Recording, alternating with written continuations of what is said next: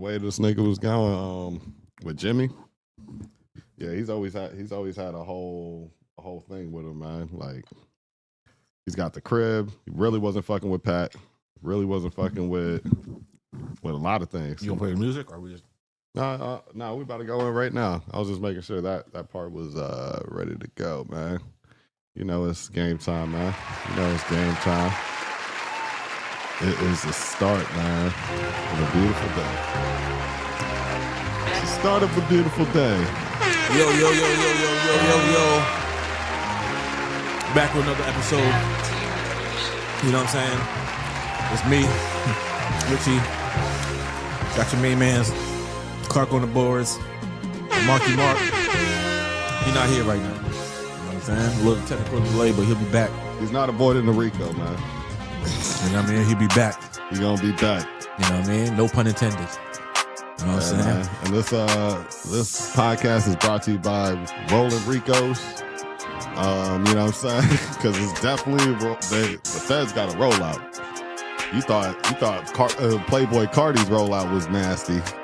This is the nastiest rollout I've seen in quite some time. Yo, I ain't gonna lie. You know what you need as a sound? Mm-hmm. Future Feds did a sweep.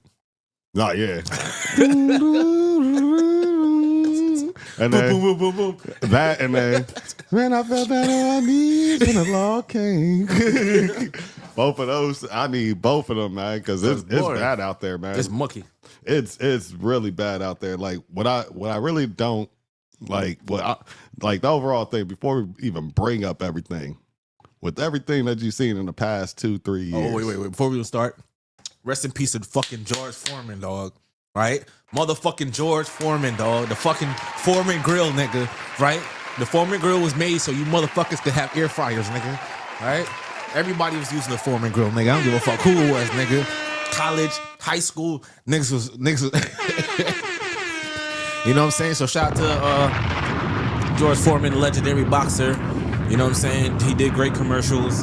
You know what I'm saying? And you know what I'm saying? He gave us a fucking George Foreman grill, nigga. You know what I'm saying? But not only that, he was like a top tier boxer when you think about it. He was a, you know what I mean? Super top tier boxer.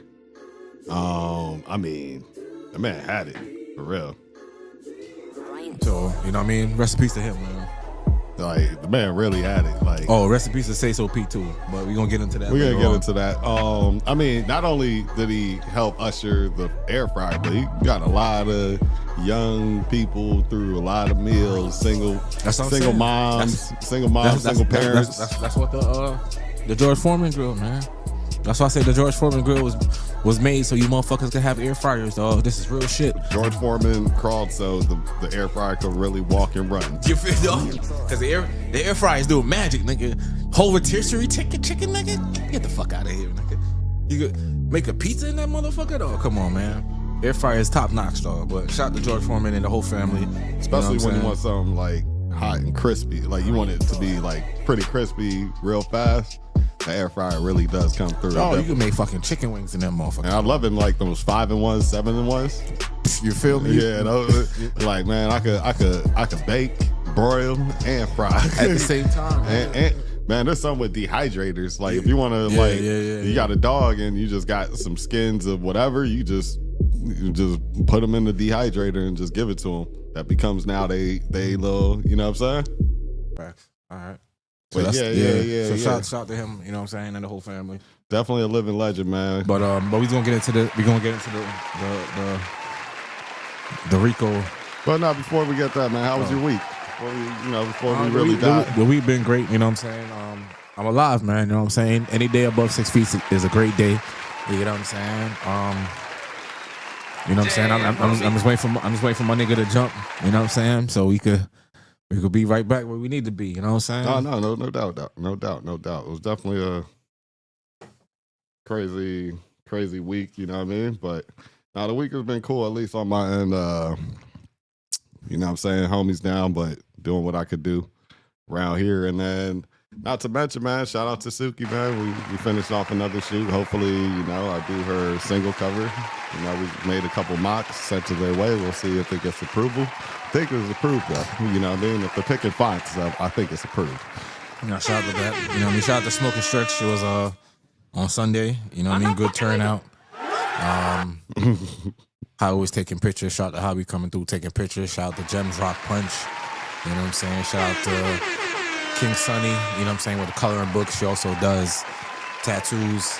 Shout out to Five Collection for the body butter and all that. You know what I'm saying? Lotion and all that other stuff. Body scrub. You know what I mean? And the runners was in the building.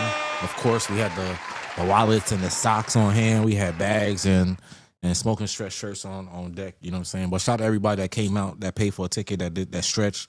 It was a wonderful event again. You know what I'm saying? And we're going to see you at the 420 event for the 2-year anniversary. You know what I'm saying? It's going to be real special. Yeah, so other than that, man, it was a great weekend, man. I can't complain, man. That's what I'm saying, man. We're working out here. The set's about to drop. They shipping Friday. Yeah. So they gonna take about a week and a half to get here. Let a naysayer know. Let me know how, but when it's coming. Pause. Pause. Yeah. Facts. Facts. The 5% is about to drop. We had to do a restock on the 5%ers. If you know, you know. The shades. If you had them, then you know what it is. If you didn't, well, you know what I mean. Now's your opportunity to get them on stock. You know what I'm saying? We got socks about to drop again. We moving this time, man. That's all. Oh, we got books in stores on Amazon. You know what I'm saying? Written lyrics for the soul. I got a coloring book dropping next. Working on that right now. And for the adults, we got an erotic coloring book coming out. Yes, I said it. Erotic coloring book. It's gonna have pictures. So you drawing titties out here? Titties, vajayjays. You get the no color. Meat though. No meat. It's only for the ladies though. There's a page in there called Name That Dong. All stick edition. You out here. Hey, when you turn into that page, does Future Play stick talk? There's a warning that says warning. You know what I'm saying? I have a game called Tit Tat Toe. You know what I'm saying? We're just using tits and can I help you make the next game Tit for Tat? I mean, we can still listen if we can still do that. You know what I'm saying? Everything's still in promotion. The first round is a coloring book, but I got another game in there called Where's That Clit? Like Where's Waldo? You try to find the clit. You know what I'm saying? It mixed up in a whole bunch of pictures. I got another game called Name That Breast or Name That Tit. Like you basically name the size of the breast, or you know what I'm saying. Then you got another one where you drawing breasts, or you coloring it in. You know what I'm saying? But we're doing it different this year. So that's 3 books that's about to drop, man. We running it up this year, man. That's what's up, man. That's a pretty good week. It's a pretty good week. Pretty good week, man. It's all coming through to fruition, as they say, right? Facts. Yeah, all we gotta do is keep moving. You can't slow down, man. I mean, if you ain't busy, you ain't working. What my nigga told me. What my nigga Clark told me. Nah, facts. And the biggest thing is, man, speaking of slowdown, there's a lot of things that the feds are slowing down right now. And one thing is that murder for hire. And more importantly, it's that RICO that seems to be sticking, especially on the federal level. But I feel like that murder for hire or murder for hire plus just the murder period. Okay, so one of them is murder for hire, which is Little Dirk. And Yellow Beezy. No, he didn't get murder for hire. He got capital murder. There's a difference. Oh no, it's capital murder because he's in Texas. So yeah, they're reaching for the highest. But he can get life though. No, he definitely can get life if they don't want to actually execute that, right? Yeah, but then and then Little Double O. I just found out today. You know, me shot the Little Double O, future artist from Memphis. He just had a plea deal for 10 years probation. He was about to get life, 50 years of life. In prison. What was his transgressions that they said? Drugs and guns. Oh, just had drugs and guns? Yeah, but 15 years of life is crazy. But wasn't doing nothing with them, or just had a high amount? Like he probably I think it's a high amount. That's but he from Memphis though, so he residing in Broward right now. So you know what I'm saying. He had violated probation when Future had that tour down here, like a year ago. He popped out to it. Yeah, well, he violated doing something else, and then you know what I'm saying. He just got hit with this charge right here. So you know what I mean. Shit, 10 years probo, that's luckiness. I'll say that. That's luck. It's luck, but still. It's probably because he's young and didn't have nothing else on his shit, and they were probably like, "Yo, No, it's because he changed his because he had did no guilty at first. Not guilty, right? Yeah, and then he changed his plea deal to no contest. And Yeah, he probably to guilty to no contest, and then they gave him the 10 years probation. Yeah, that's what I'm saying. Yeah, so if he would have took it to trial, they would have. You know what I'm saying? But because he was like, I'm guilty. He probably just did kind of like what Young Thug's thing happened. There was probably like certain evidence that his side got to fight, but it wasn't enough possibly to really just be like fully exonerate yourself or take the chance. So now it's like, all right, well, do you want to take the 10-year probation? We'll give you that. 'Cause I'm pretty sure that wasn't the first thing that he got. Because somebody would have probably just said, fuck it, I'm not even going to go through this. Let me just get the 10-year probo and just deal with it. Hopefully I can get it cut in half if they see I'm good for 5 years or something like that. You know what's crazy? You know what's a crazy picture I seen?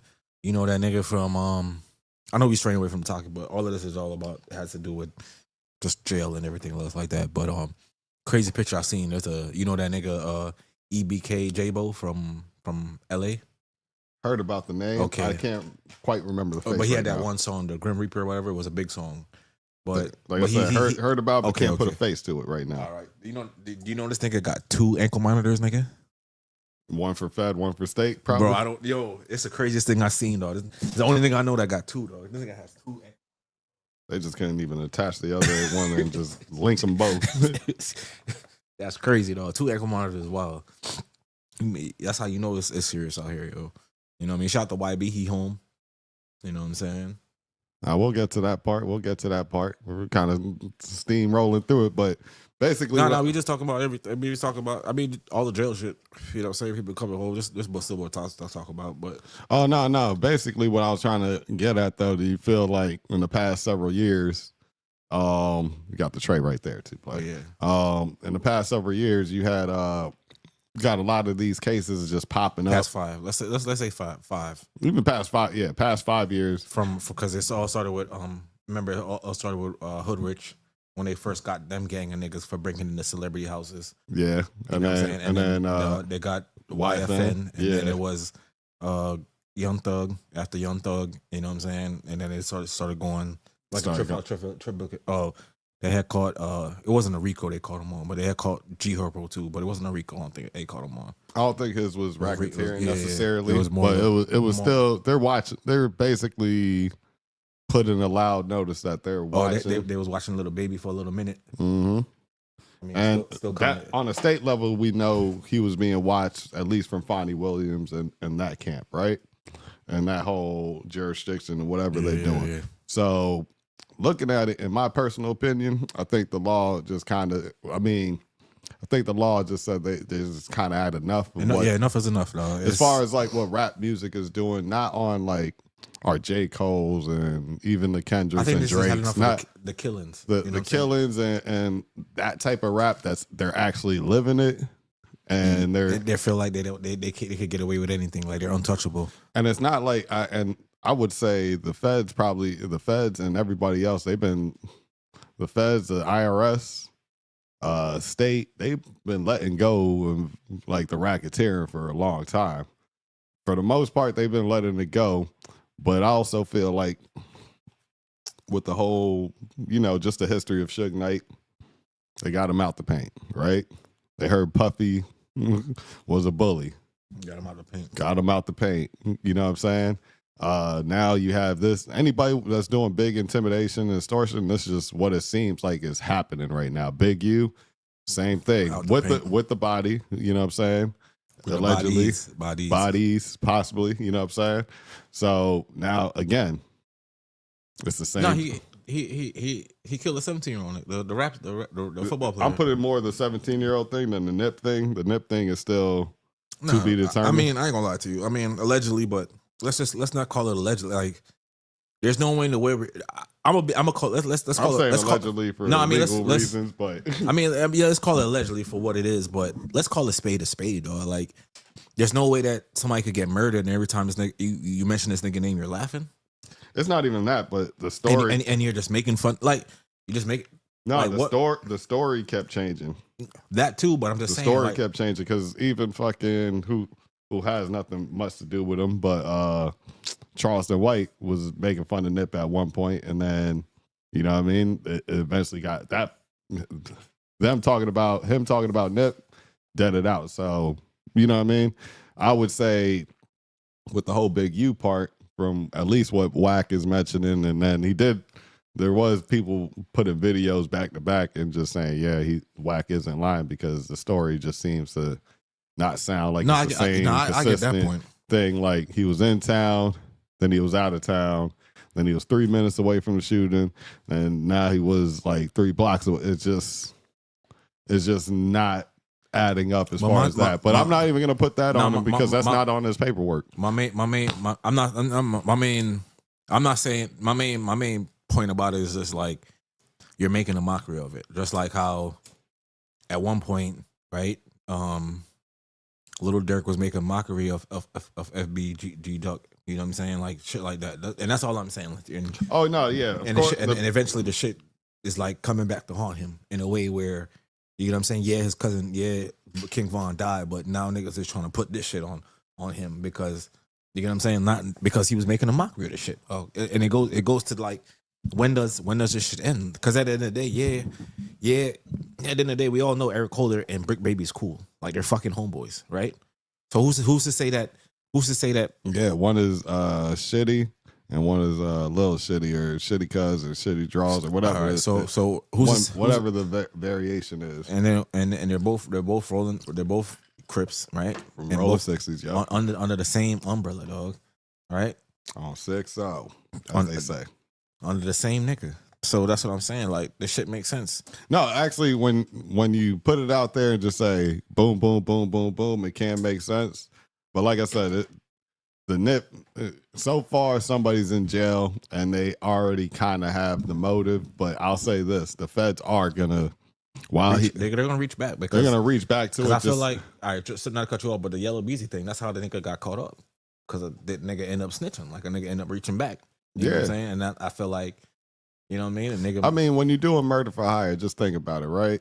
If you're gonna put up whatever money you agree to put up, 20, 30, 40, 50, sometimes people say 100 or whatever like that. Nobody ever really does the 100, but you know, people try to say 20 sometimes, 8, you know, they just be going with weird numbers with it, right? So when that's said and put out there, that you're doing that, and you got people with rumors or these fools are dumb enough to get on the camera and say, I got a bag on his head, da da da da. That's one thing already. And then, not to mention, it's never gonna, for a murder charge, is never gonna really cover. You need 100 to 200K to 250 to lawyer fees to fight it properly. Because the public defender ain't gonna really do nothing for you. They don't have the skill set. They take on those cases, but they're probably looking for plea deals just because, like, yeah, they most likely think you're guilty. I mean, you know what I'm saying? In most cases, because they're not going to use the time and the resources to go that deep into it. Because think about it though, like you gotta pause that though. For sure, I get it, but they're not gonna read into it. You know how niggas say it's not that deep. Yeah. For them, it's really not that deep. You get what I'm saying? It's just it's just all surface level for shit. Because they're gonna hear the story, boom, boom, boom. If you have certain things that you want them to pull up evidence, they're not gonna strive for that like that. Because they're not getting paid. That's not above their tax bracket. That's not. They're not getting your. They're gonna come in, say what they gotta say, and boom, that's it. Exactly. They're not gonna go. And they're not getting 100 to go shut down damn near everything, or 200 to shut down everything and be like, hey, this is our client. We got work to do. You know what I'm saying? I could pull in those type of cases. That's when you see when you have a paid lawyer, you have multiple lawyers, and they're talking amongst each other to get the best result for you. If which is true. So when you got that going on, it's a lot of things too. You're always gonna have somebody snitching on somebody, or the cameras is gonna tell the whole truth anyways, right? Like that's more times than not, but that budget is only covering the lawyer fees, and what else are you doing for the person after the fact? That's what I'm saying. Like, That's a heavy bill. How much money do you really have to keep this person? And I probably feel like, you know what I'm saying, once the nigga's in jail, that you know what I'm saying, this nigga done did this shit for you, right? This nigga gonna need money on the books, right? So can he really come for you, or you know what I'm saying? How are you making sure that this nigga's, you know what I mean, keeping his mouth closed, dog? Because all it took was one nigga to fold, dog. There's two niggas. All it took was one. Like think about it. Like, This can you take if that person has a daughter or a baby mama? Can you take care of them plus taking care of him? What else? And then what else he got? Whatever else he got going on To make him feel like, okay, hey, my situation is almost better me sitting in here than me being out and free. How can you supplement that? And I don't think you really can. Ultimately, you know what I'm saying? Like back in the day with the whole Italian, the reason why it worked for Italian mafia is because they were literally all family members. It worked for a while. It worked for a long while. They had to make the RICO charge just to get them. Yeah. Because motherfuckers weren't talking. It was like, first of all, it was a double shame. You shamed the family, and then you shamed the family name if you go out and talking and shit like that. So it was like that was instilled from a kid, born into it, and that's like a damn near a small military. You see what I'm saying? So like these guys are doing these organizations. These niggas grew up not to talk. Yeah, these guys grew up in. These guys are in these organizations now, and yeah, you're not gonna. What the worst thing about it is, even if you talk back then, niggas was gonna done you anyway. It's not like you, because if niggas, and then here's the thing, right? Back in the day, if niggas was scared that you was gonna snitch, or scared that you was gonna rat, you know what I'm saying, or you gave them any indication that you was gonna snitch, they was gonna off you exactly before you even got to jail, or off you while you in jail. So you know what I'm saying? So you had the triple threat: the shame, the getting off, and then your whole then they could take out. They could take out your family, which you can't do nothing to protect at that point because you already have the shame on your name. So it was a lot more quieter back then. No cameras really. Like if somebody had a camera, it had to be like a fucking big boy to be like, yo, what are you doing? Remember that movie with Ray Liotta when he snitched on fucking Iceman? No, not Iceman. When he snitched on Robert De Niro and Joe Pesci. When he was like helping Goodfellas. Yeah. You know what I'm saying? And he even he went into witness protection, and after a while, he still ended up dying. Exactly. You know what I'm saying? So it's like niggas will come get you though. Like you can run as much as you want, but that's what. And you're right. That's what makes back in the days way much different than today. Like a nigga really can't. If you off a nigga for somebody, right? You can't really go back and go off this nigga unless you get another nigga to off this nigga. You know what I'm saying? Unless you're really that cold-blooded, right? And most niggas ain't really that cold-blooded because they ain't trying to get their hands dirty, right? That's the reason why they get the bird, because to pay next nigga, because why would I get my hands dirty when I could get somebody else to do it, right? I just don't see a solid way to be able to, like, you would have to be on some, I'm in the countryside, no cameras, and then even then, like, you're a super professional. Like, that's the only way it really works. Like you gotta, somehow you have communications to know where he's at without having any cell phones pinned and traced to you.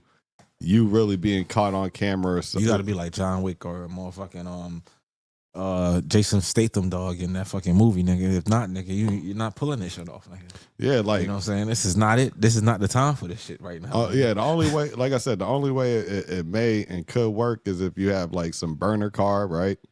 And that's like you have to have like either burner cell phone, burner car. Yeah, but then here's another thing too, right? Still, cars could be the way that they're doing these cars right now. Everything could be tracked, right? And once they track your car, right, you disappear. Say you, it's just like I don't know. A camera could catch you at a wrong angle.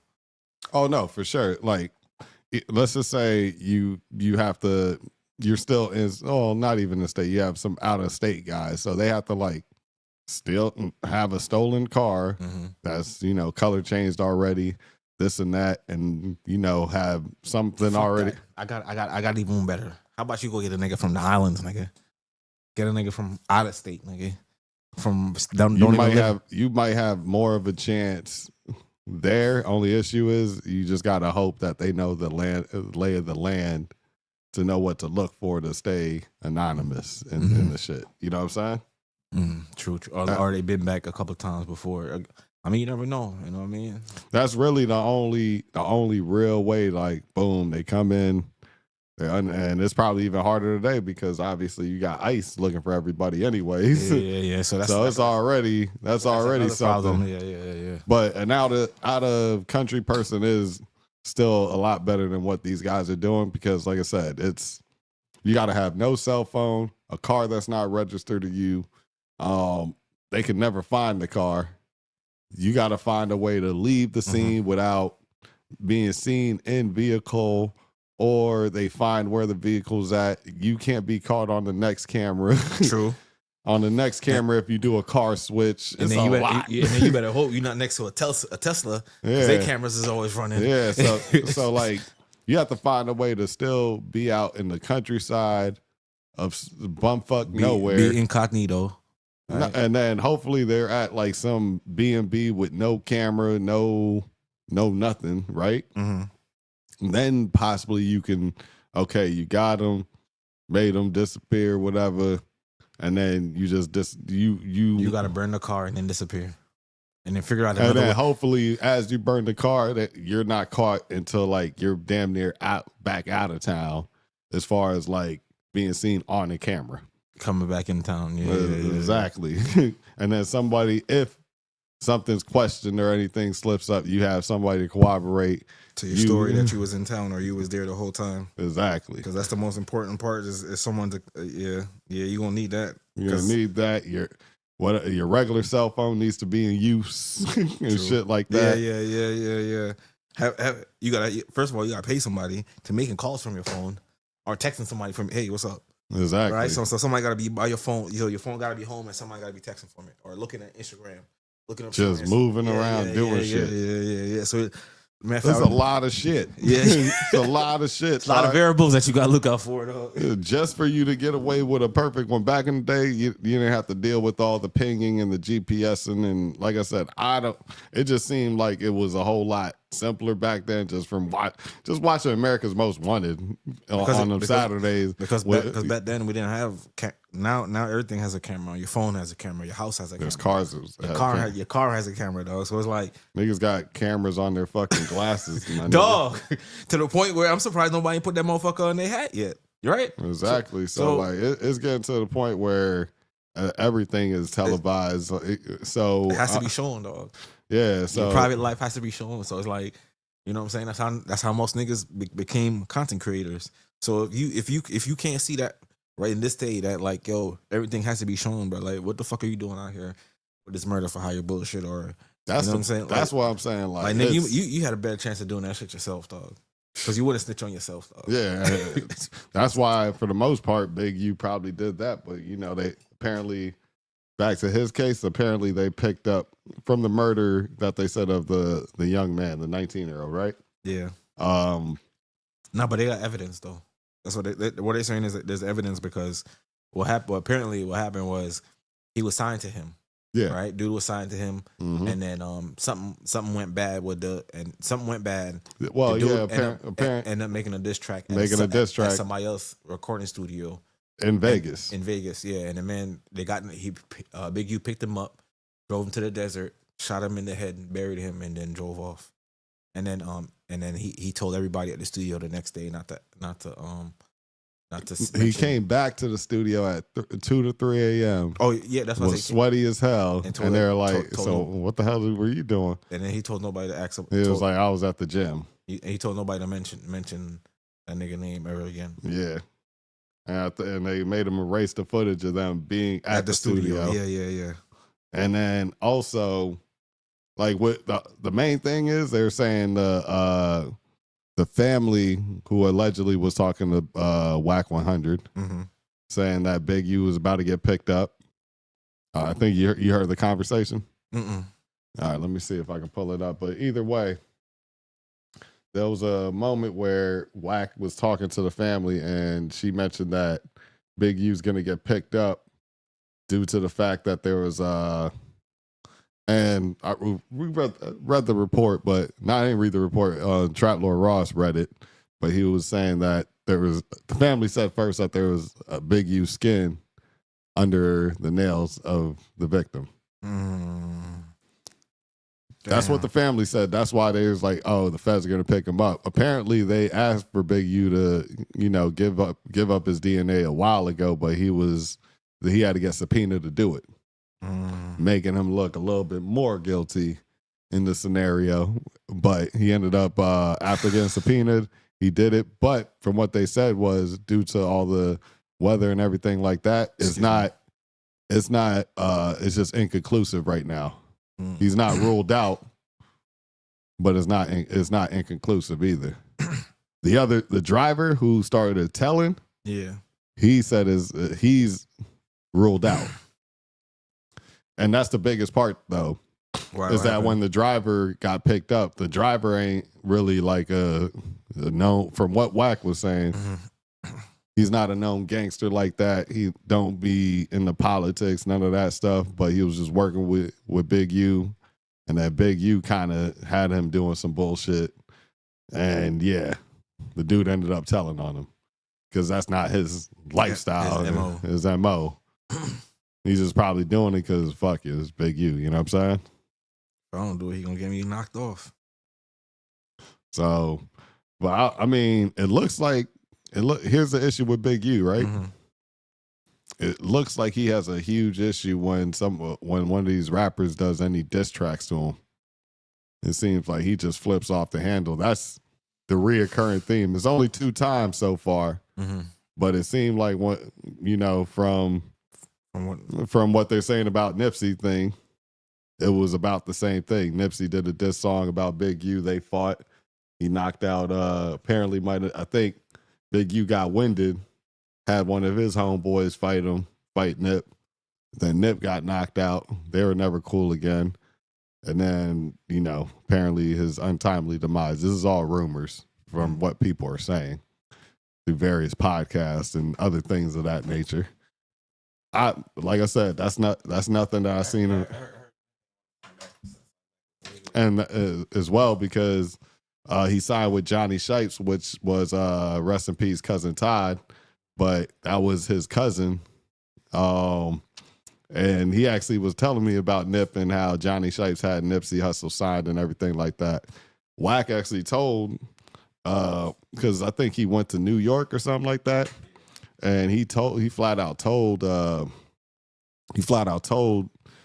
Big U when they were cool at the time, like, hey, nah, you should roll with him, so nothing happens. Nah, he gonna be straight. He's just going to see Shipes, and Shipes ended up signing him. You know what I mean? Big U got pissed off of that. On top of that, sometimes, I ain't gonna lie. Sometimes you can't be mad about that shit. Even if I don't know, man. You got the finder's fee. Definitely. Certain things you just gotta let flow. I agree. And then Loose Cannon was also talking about how he was also talking about the PNB Rock shit, and he was like how if PNB Rock would have gave up his chain, they would have got it back for him because they know all the pawn shops and all the other thing that's going on. I'm like, bro, what are you talking about? Like, why the fuck would you say that shit? You know what I'm saying? Nah, he went straight on No Jumper when he was on the Adam and Wax show, I think, if I'm not mistaken, and goddamn had he was talking about Rick Ross and Meek Mill about how he extorted them. It was got up on him, like literally was like, yeah, those, and he just thing about Loose Cannon is like, man, he had, when he goes for entertainment value, and like when he was just trying Brick Baby, he wasn't saying nothing that could have got him in trouble. If both of these guys are going back and forth engaging in what we like to call content, right? But when you're just like nobody's asking you about, hey, what type of robberies you did in the industry, shit like that. That's not what Adam's actually asking these cats. Yeah. He literally just out of nowhere, all right, let me tell you a tough story. Like, yeah, we got up on Meek Mill and then we had me told him to call Rick Ross, told him to send us $50K. Da da da da da. I'm just like, why would you do that? Also, they also started Wiz Khalifa too.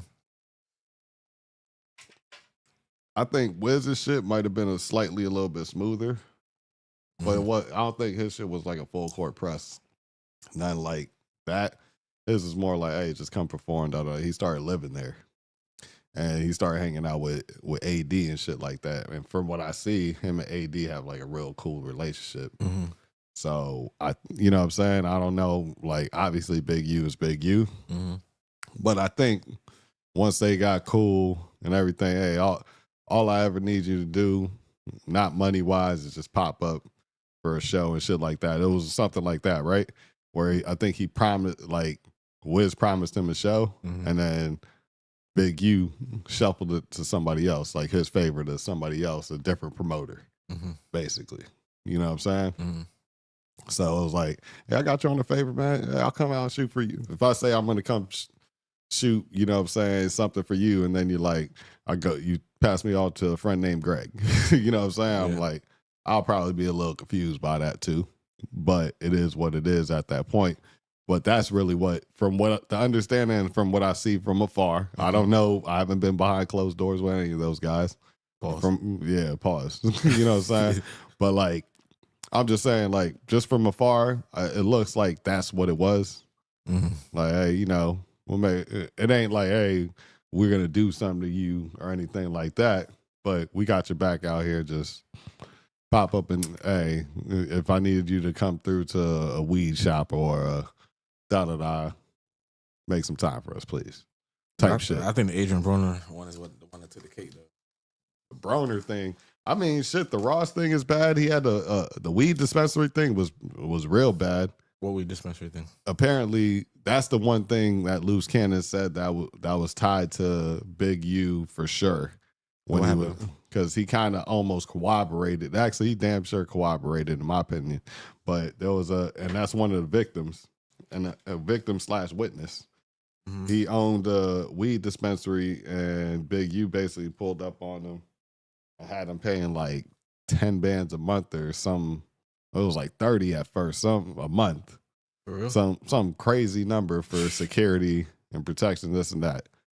Business is eventually slowing up. He's like, bro, I can't pay it, this and that. Nigga, Big U comes back like a few days later, but not him. He has other people come through. I think Loose Cannon's there because Loose Cannon kind of said it. Like, yeah, we done those things. Next thing you know, the dude pops back up. So basically, they robbed everybody in the store, plus the store itself, this and that, took everything. And on the way out, had Big U on FaceTime. Like, hey, should have just paid for the protection, da da da da da. Then Loose and them break off to Big U's house to start splitting everything up. Then apparently Big U works out a deal to cut down the price. I think it might have been 10 bands or a stack a month, or So the price gets cut down, and then he also gives them back like majority of the things for him to start making money or whatever. So wild extortion right there. So eventually the nigga was like, all right, fuck this, dog. You know what I'm saying? Goes to the feds and makes the complaint, and the feds are eventually paying for his extortion. So nigga Big U for the first like couple months is picking up the shit himself. You know what I'm saying?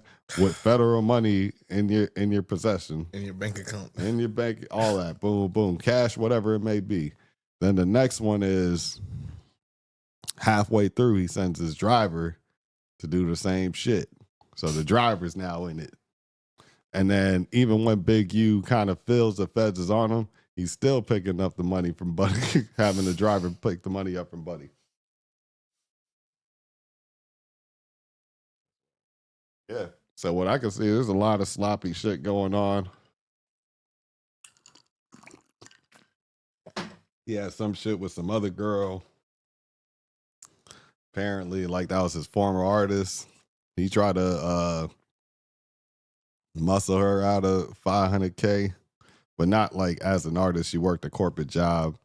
and she was trying to have, I guess, like this is what Flacco said. I watched his review on it, but he like it's just a long laundry list, at least from what they pulled off. But there's say how many witnesses? Like 50, something up there. So, like I said, there's two ways to look at it because Charleston White was saying this. I don't know if the conspiracy theory is all the way true, but he was like, they got Big U out the paint for the simple fact that the Olympics is coming. And they don't want international high power people coming around. Then you got the Rolling 60 Crips doing shit, fucking up the name of LA on a global scale. They gonna rock me on a global scale. Yeah, I mean, they said the fires was a part of possibly all this shit too, because they're supposed to build a smart city. You know, during the Olympics, they always build like, Cool. yeah. So they're supposed to build some smart cities and all that, but in LA, there's land, but not that much land to build on that fast and develop all that. Mm-hmm. It's a lot faster to build on shit that's already kind of have the foundation, and you can kind of take it from there. Okay. So that's why they probably said part of the reason why you might have started seeing, however the fire started, but you started seeing those videos of people throwing extra fire in this shit. I don't really listen to Charleston White much, but I kind of was squinting at some of the shit too. Like, obviously, fires happen, fires do spread. No, listen to me. But seeing those videos was crazy. One thing about Charleston White I could say, his delivery may not be all right all the time, but the man be having some valuable points though. I ain't gonna lie. I agree. He may be a snitching bitch, but he'll tell you that too. I'm saying, man, listen, I'm a tax-paying citizen, dog. Broken clock. You know the broken clock theory, right? If it's broken, why fix it? No, it's the broken clock theory. Even a broken clock is right twice a day. AM, PM. Yeah. Shit like that. So I agree. He makes some even the Julio Fulio situation. He made a strong point about that. Like, he making strong points. So I ain't gonna lie. I listen to him sometimes. He's funny. On this one, I wasn't too surprised, but with the Big U thing, I wasn't necessarily thinking about the Olympics with him. I was thinking more of the Palisades fires with him originally, but when he kind of tied in the Big U thing, that makes sense too. Yeah, that made more sense even at the time of. Nobody said it. I was just like, what did that make sense? I was like, well, LA just got the Olympic bid, right? Hold on. That makes sense. And then I just started putting two and two together. But yeah, they also have to. Now you got these niggas coming through, robbing and extorting, fucking Chinese consulate, nigga. Get the fuck out of here, my nigga. You get what I'm saying? We're really gonna have to put the hammer on you, dog. Pause. It's not even that. It's like, we're just gonna get you out the way before you even think about even thinking about it at this point. And 60 niggas in the RICO is a big organization. Ain't no small shit. Nah, facts. There's already a few people out though, but they picked up a lot of other people that we just trying to see if you were gonna say something. You know what I'm saying? Or baby out already.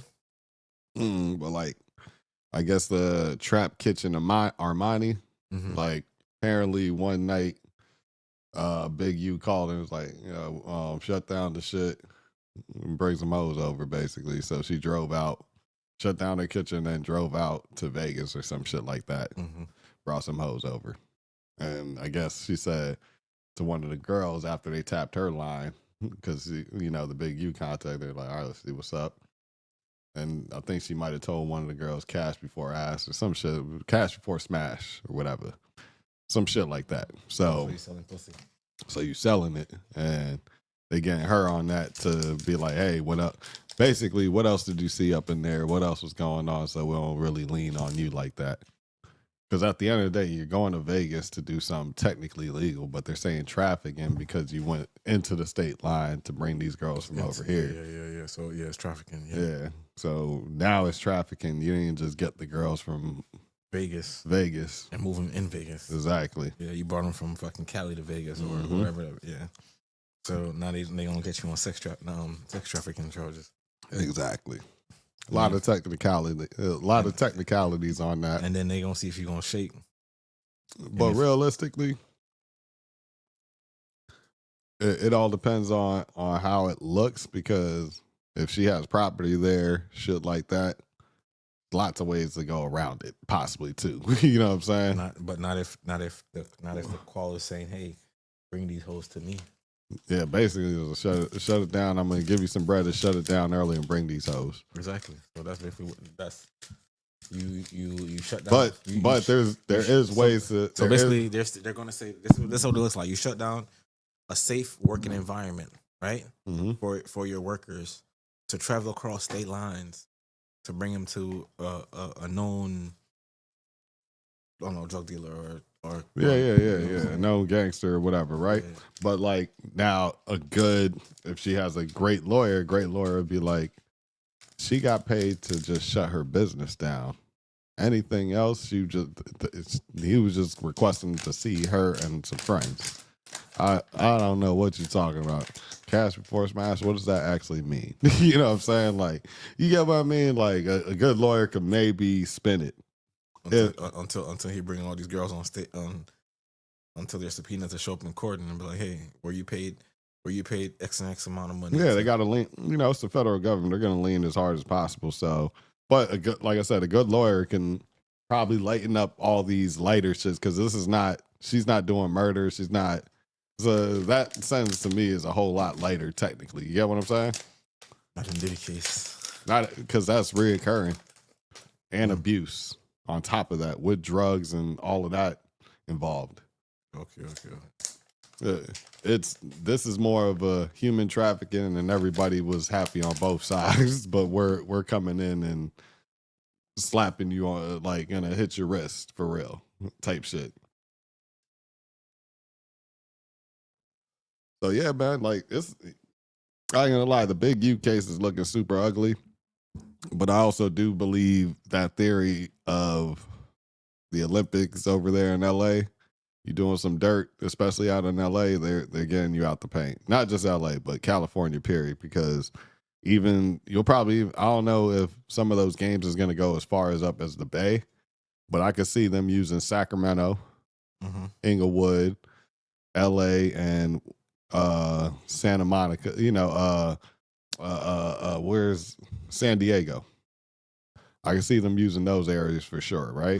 No, San Francisco for sure. I would say that, but the issue is it's pretty far. It's actually a far drive up there. Okay. But that's like a 9-hour piece, kind of. You know what I'm saying? Okay. So I don't know if they're gonna make them travel that distance to complete everything.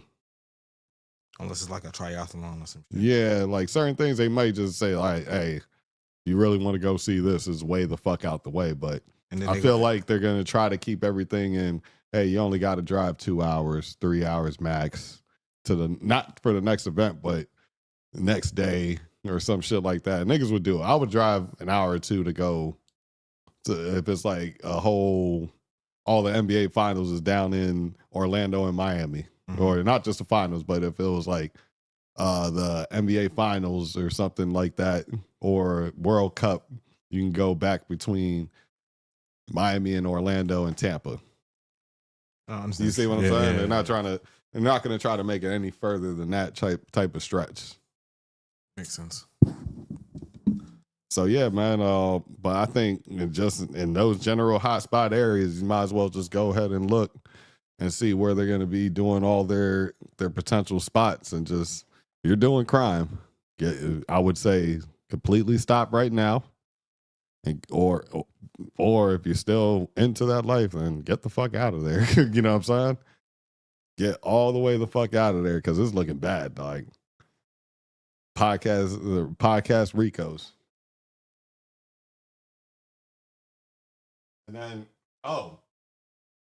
not to mention, you have Brick Baby's thing, right? You think that, and apparently they're trying to tie his whole AK case with, people are speculating that his AK case, when they came through the feds to raid his house, it was about the Lil Durk thing. Yeah, he knew too much. As soon as it happened, that nigga was saying a little bit too much, dog. A little bit too much, like too much. I'm just saying too much, dog. Oh, they go that get back. Oh, they go that. I'm like, how the fuck you know it's that, nigga?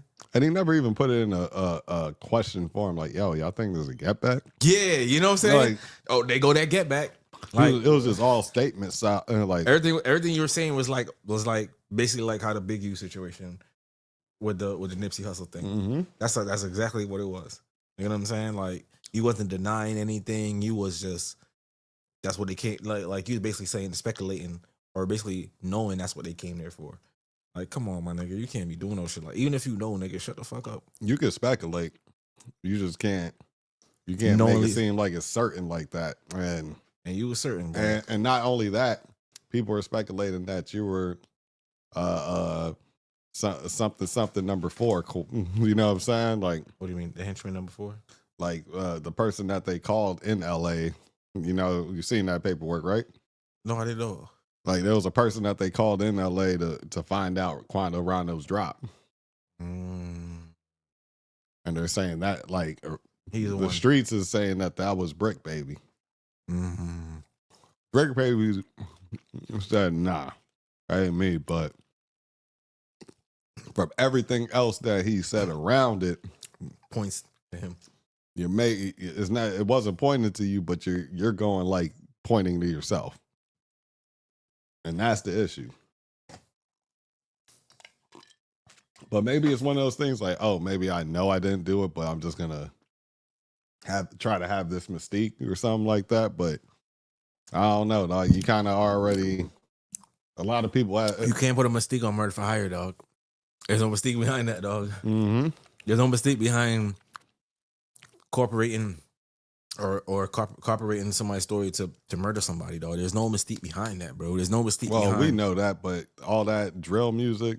There's no mystique behind setting somebody up to get killed, bro. There's no mystique behind that, bro. Or getting a drop on somebody. There's no mystique behind that, bro. Like that shit is wild to me, bro. And I get it, right? And that's why I say the only gang ain't no gang. There's 2 gangs in the world, dog. There's the FBI cops, right? Them all the niggas that got the badge, they're a gang, right? Yeah, they don't like each other sometimes, but they're still a gang, just like how regular gangs are. And the fucking IRS, nigga. 2 of the biggest gangs in the world, nigga. Right? Mm-hmm. What the fuck are you doing?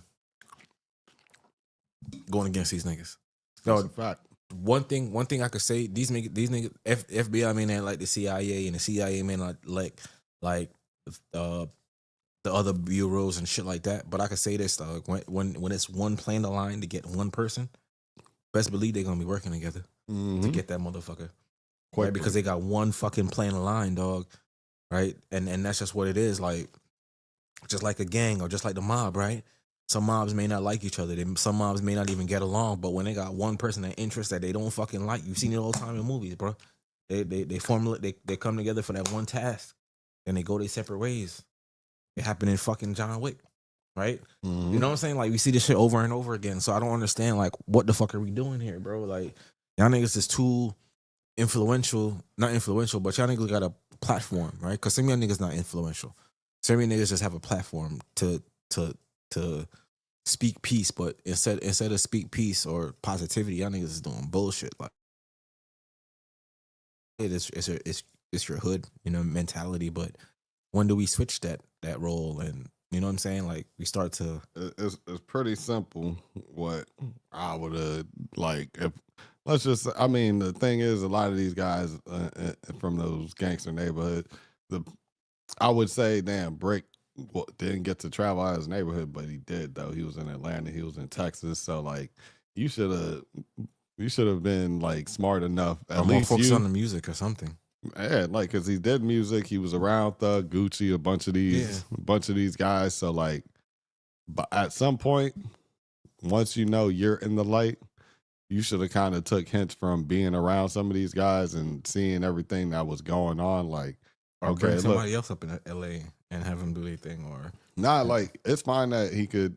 It's fine if you have like a street correspondent to kind of be like, okay, I understand because this is what he's thinking, or this is what this person's thinking, this is what this politic is. this is why they're going at each other and they're not going to back down from it. I understand you're like, that's where you would need him because he could kind of solidify those things when other people's dramas is going on. Could have probably gave a slight insight to the Lil Durk thing. No, I don't speak. Listen, but I wouldn't like. I wouldn't don't speak on it at all. He should have. All right, so no, I would have just said like I understand why both sides aren't gonna squash it. Don't even speak on it at all. You should have been like the Yellow Bees situation. No comment. But even Beezy though, he was doing songs. Mo3 was doing songs. No, but that's the reason why I said the Yellow Bees situation is different. In interviews, yeah, he said no comment, but his actions wasn't showing no comment. Right? He's doing wild shit. Both of them were doing wild shit. So at the end of the day, it's not like I could say, you know what I'm saying, either of them was wrong. But what I'm hearing though, honestly, Mo3 wasn't that innocent either. So everybody keeps saying you rest in peace in Mo3, but Mo3 wasn't even that innocent either. So. Nah, not at all. So that's what I'm hearing. Is like both sides is like because of the incident where I'm sorry, it's somebody used to that. I just don't want the wrong cherry. And then because the incident where he supposedly what happened was Mo3 had a homeboy had a homeboy back in the day. Mm-hmm. The comedian. Yeah, had a comedian homeboy the other day, back in the day, and the comedian nigga wanted to fight Yellow Beezy, but Yellow Beezy ain't want to fight him or whatever. So Yellow Beezy is apparently. I think he got jumped. He got jumped. He got jumped, but then he was just like his response was like, I don't care about no shooter or nothing like that. That's not what I'm trying to do. You know what I'm saying? We can fight, we can box. That's it. Let's just get that part over. And then Yellow Beezy people end up killing his homeboy, and then Mo3 end up retaliating by driving. That's when that nigga end up driving off the side of the road. I guess coming exactly. We had that shootout. Had that shootout or whatever. He ended up in the hospital for quite some time. Yeah. And then I think I believe after that, they was making diss songs with each other. Mm-hmm. We're going back and forth, and then they caught Mo3 in traffic leaving that girl house. And then that almost still didn't. Yeah. Nah, remember originally though, people thought it was just because he was leaving that girl's house that it was like it could have been the jealous boyfriend because around that time I don't know if the Trouble thing happened. Was it Trouble? Trouble wasn't around then. No, I'm saying that situation happened. He went in Trouble, but it wasn't around that time. Oh, Trouble, it was after? Yeah, Trouble. He died first, and then Trouble was after. Okay. Like way after. Okay. But Trouble died like last year. But people initially for the first like couple days, it obviously they possibly thought Beezy, but the original story coming out was like, oh, he was fucking with some nigga's bitch. I mean, but the way they done him in traffic, like how they did OD 30. That's crazy. Like they do highway shootouts. That rarely happens like down here. Yeah, it does. It does happen down here, but that's usually like a road rage incident more times than not. Yeah. Like you don't see it that often. Which is true. Niggas ain't driving down I-95 busting off a gun like that. Unless you just cut a nigga off and he flips you the bird and he keeps stepping on your brake and one.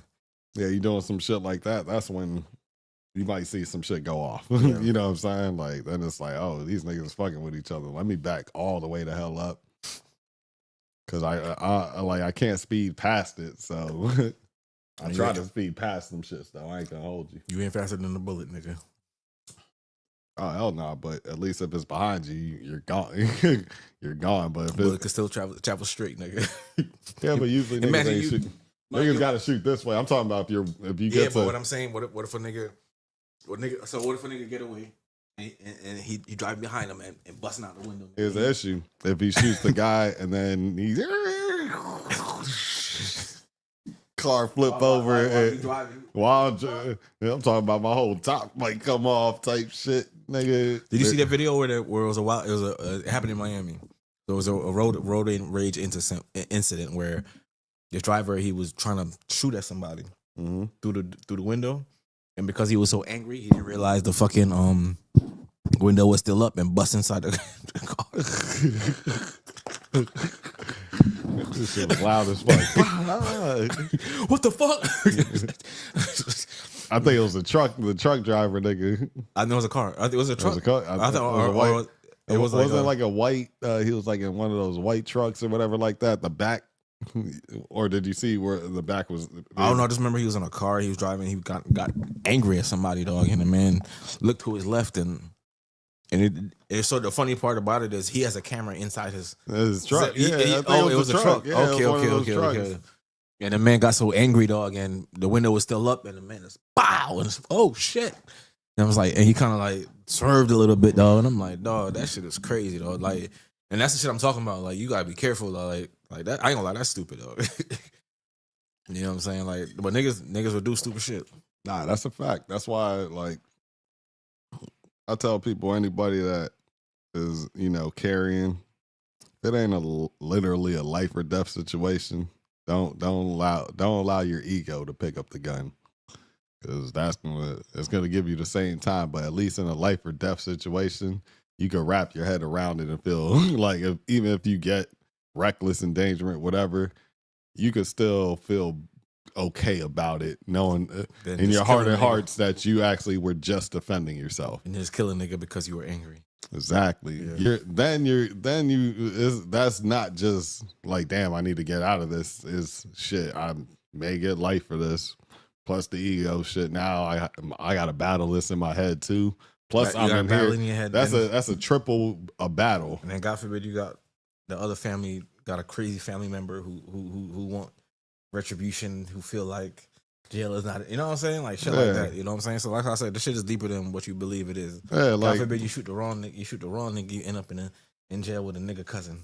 Like, you know what I'm saying? There's some things that's like kind of damn near irrefutable. Niggas like trying to get up on you while you're going to your car and look like you're about to rob you or something like that, and you defend yourself. Or if it's a home invasion, you defend yourself, whatever it may be. Home invasion or home invasions are more, I say, justifiable as long as you don't shoot them in the back. You know what I'm saying? Oh yeah. As long as they didn't turn their back, running away, you good. You know what I'm saying? But really, a car ain't too justifiable. But I could see somebody the only way the car is justifiable is if they touch your handle. So basically, the law is that, I don't know if you know, but the law is that if anybody touch your door handle, you're allowed to shoot them because your door handle is like your home. So your car is like your dwelling.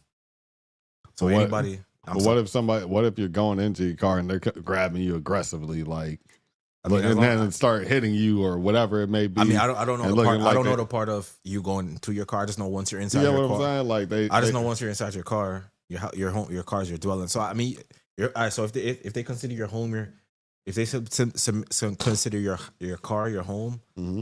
They can. I mean, if you're going inside your home and somebody's attacking you, I'm guessing it's the same thing as you're going to. I would have to assume, because you're still trying to break in and enter.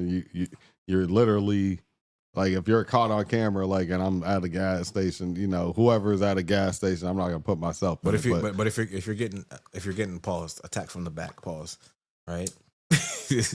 I mean, you can't see to defend yourself, so any move that you do make, it got to be something to.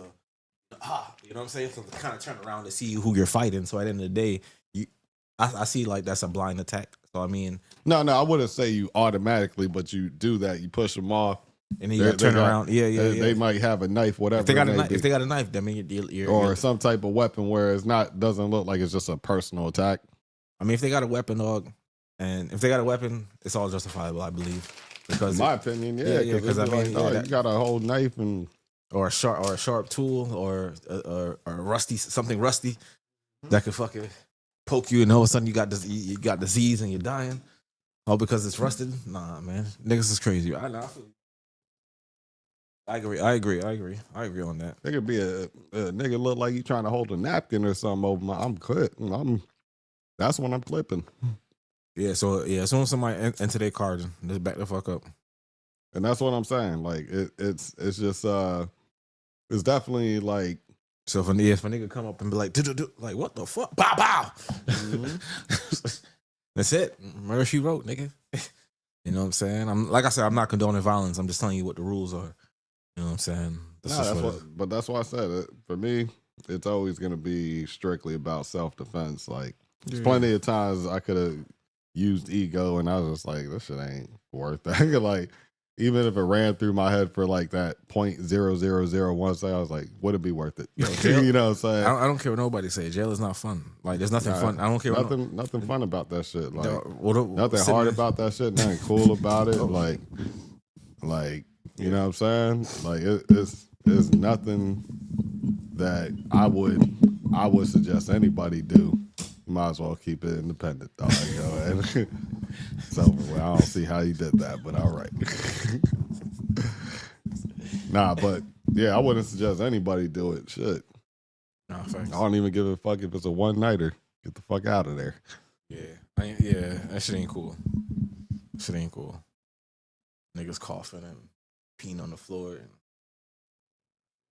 Shit, damn near either it might be hot as fuck or cold as fuck. And that's just in the holding cell in fucking Fort Lauderdale. I haven't been there in so while, and I don't want to know what how that motherfucker look like. Yeah. So. But they say jail is a lot worse than prison. You know, because you have like more liberties and freedom technically in prison, but technically if you're in prison, you got a year or more. So it's like, yeah, of course it's the extended stay. You know what I'm saying? Jail is more like, God forbid it ain't that a cool extended stay. That motherfucker, that luxury fed shit. That's that fed yeah, jails is gonna give you the most minimum 4 walls. Can't see shit outside, except for like maybe a microscopic hole. Oh yeah, Casanova got hit with a. That's another one. I forgot because him and YB. He was saying how him and YB was in jail, but I forgot YB got out before him. So K-Flock got hit with one too, I think, right? I got hit with a murder charge. Nah, but he got his murder charge didn't stick because the RICO did. I thought it was just a murder. For real? Yeah, he got off of the murder charge and then beat the RICO. You would have to unplug the. Yeah, you ain't got to touch that. You would just have to unplug the plug right there on the mic, and then after you click and pull, and then twist. Righty tighty, lefty loosey. There you go. Yeah, so he definitely beat that. But like I said, man, it's the rolling Ricos. That's what the Feds is definitely on right now. It's not they're not playing any games right now with anybody. And I feel like rap, in my personal mind, is definitely going to change. Yeah, I think people got this whole shit backwards. Right, you're not supposed to get rich. You're not supposed to leave poverty, get a bag, right, and then go back to poverty. Like that's not the point of this. The point of this was not for you to get rich to go back to what you came from. The point of it was you get rich, bring your homies up, bring everybody that's with you up to another level, dog, and help new people on to the next level, dog. That's the point of this, dog. What the fuck are we going back? Like all these niggas basically put their rap careers or their plans on hold by doing all this dumb shit. Like honestly, at the end of the day, was this fucking murder? Was this murder for hire really? Alleged murder for hire for Lil Durk? Was it really that serious? Right? Like I guess everybody was screaming, "Get back, dog, get back!" But you don't need to prove nothing to nobody, bro. None of these niggas that's screaming, "Get back!" Right? It's gonna fucking help you in jail, nigga. Right? None of these niggas gonna do the time with you, bro. At all. You know what I'm saying? Like who? Like Yellow Beezy. Was this shit really worth it? Like, was it really worth it, bro? To shoot a nigga in traffic over some shit you could have just been rapping over. Y'all could have been like, yo, let's just keep rapping, doing this rap beef. Bro, got to perform on Shaq shit. Get money and just keep going, bro. He got to perform on one of Shaq's shows. Yellow Beezy? Yeah. Like I think it was like Shaq's Madhouse or one of those type of things that got to perform there recently. He was getting to be a well-known name. You know what I'm saying? Like he had a mean like run, and then all this legal shit that started hitting. You know what I'm saying? Like when do you niggas just leave this shit behind, man? Like Young Thug threw away fucking 5 years of his life, losing two of his best artists and his best and two of his friends. Over what? Like, you know what I'm saying? Like, come on, bro. Like, y'all niggas got to start thinking better than this, man. Like, this shit is, y'all niggas just throwing away y'all lives for what, man? Look at Pooh Shiesty, dog. Pooh Shiesty don't last 5 years, 5 to 6 years of his rap career, dog. And he could have been one of the, don't get me wrong, like, the one of the hottest girls from Memphis right now is doing it. But he could have been one of the hottest niggas out of Memphis, as well as she the hottest girl out of Memphis. I think he would have been, at this moment, like, near where Dirk was right before he got the Drake feature. That's what I'm saying. He would have been right at that level. And then right when he gets the Drake-esque type feature, whoever that may have been, or whatever song that may have been, that's what it would have. It would have been a rap from there. Yeah. You get what I'm saying? Because the lane would have opened so much, dog. Everybody been like, damn, let me get a. You could have had a Bruno Mars Pooh Shiesty feature. He could have had a Shiesty line. Custom Shiesties from Pooh Shiesty himself. The big blur, dog. Every other company got to eat off of your idea, but except for you because you did what you did. Of a stupid mistake. I'll be real. Like, that's dumb as fuck. You know what I'm saying? I'll be real. I am happy that he's looking like he's almost done with his sentence, though. As far he got as 30 days in a halfway house, and then it's over with.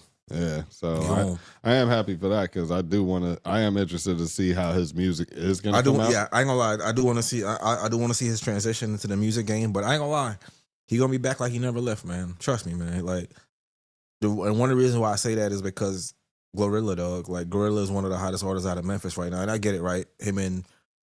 But Memphis still got a way through that door, dog. Key Glock is still doing his thing, right? So Memphis still got a way through that door. Kenny Money, you know what I'm saying? It's still a good hub. It's still a viable hub. They just gotta clean up whatever they doing over there, but.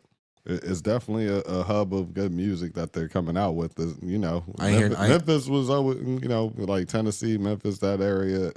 That's where Motown was and all that. Mm-hmm. So yeah. The only thing I hear nothing about is the other Fujiano. I don't know when he getting out, but there's still a gang of other fucking Memphis artists that killed for a good little minute. Yeah, you know what I mean. So that's why I say Duke Deuce. You know what I'm saying? We're still doing. You know what I'm saying? Like, there's still more people in the pot that's still sizzling, man. But at the end of the day, man, yeah, I like Duke Deuce because he ain't got no drama going on. He stayed in his lane. He knows his lane. He doing his crunk. He doing his crunk music. Yeah, like, his crunk dance. You know what I'm saying? So I like that. Glorilla, it doesn't seem like, at least overtly, she got any drama with anybody, and she's able to transition and be in all types of fields and do her thing, and now be an announcer and you know, be a part of like big brands like ESPN and celebrity games and all of that other stuff. So yeah, no, to me that's a good look. It ain't like she's just doing any celebrity game. You're doing like NFL, NBA, shit like that. Like, she might just get a. She'll probably, like, if she wants, they probably could get her to get a McDonald's little thing going on. Sure. Yeah, you know what I'm saying? Like a little meal. Get a Glow meal. Yeah. Glow Mac meal. Exactly. You know what I mean? Have a pink Big Mac, whereas like she can't use pink because Nikki did use pink. She had a Big Mac. I don't know if she had a Big Mac, but I thought she had something from McDonald's. But you know, pink is Nikki shit. Like, you still could do a pink sauce with the goddamn shit. I mean, she could do a Glorilla sauce. It don't gotta be pink. It could be a different color. You don't want to go too. It could be. It could be. Fast food does try some crazy shit. They'll do black buns on their shit. So it could be a gold sauce, a glow gold because it glow. You know what I'm saying? Glow sauce. You know what I'm saying? Oh, you know what? She could do a Carolina gold barbecue sauce with some chicken nuggets type shit. There you go. Because, you know, golden Carolina, golden barbecue, glow. Yeah. You know what I'm saying? That makes sense. It makes sense. But I still see the glow pack, though. Yeah, it's the sauce pack. It's really the sauce. It's a sauce pack with special packaging. That's it. So that's all you need. So them niggas don't really be switching up much. They just make the sandwich that they like and throw the sauce that they like on it. And that's really pretty much it. I used to go to McDonald's, so it's like, yeah, I used to go to McDonald's. I would ask for bacon and then this Chipotle barbecue sauce, and now I got a barbecue bacon sandwich. All dollar menu. You know what I'm saying? Like, they're still from that era, even though some of them were young. You know what I mean? I can see that though. Yeah, man. But back to the whole Beezy thing, man, and these whole Ricos. Like, next thing was, since we were talking about Texas and Memphis artists, we got Say So P. Yeah. So yeah, that's crazy. That's the craziest one to me because I definitely met him a few times, and obviously Sauce Walker I definitely met as well. Sosa Man was there. Shout out to him. We shot 2 videos with him. Mark was there for both of them. You know what I'm saying? But yeah, shout out to them, man. Shout out the whole, you know what I mean, TSF, man. But that story's kind of crazy. You know what I'm saying? Because Sauce was saying that he told them not to leave the room, to wait till the security get there. But Say So wanted to go outside to smoke. You know what I'm saying? But damn. Even telling him not to go outside, but wasn't listening. I'll do it. Let's see.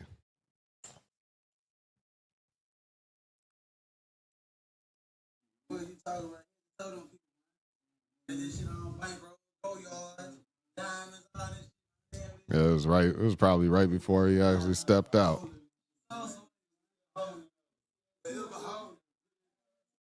Let's see.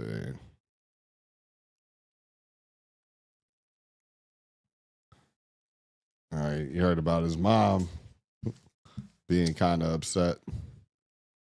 I mean, I get it, but you don't really know what your son's doing or what your son have done behind your back. Exactly. You know what I'm saying? You can only speculate and say.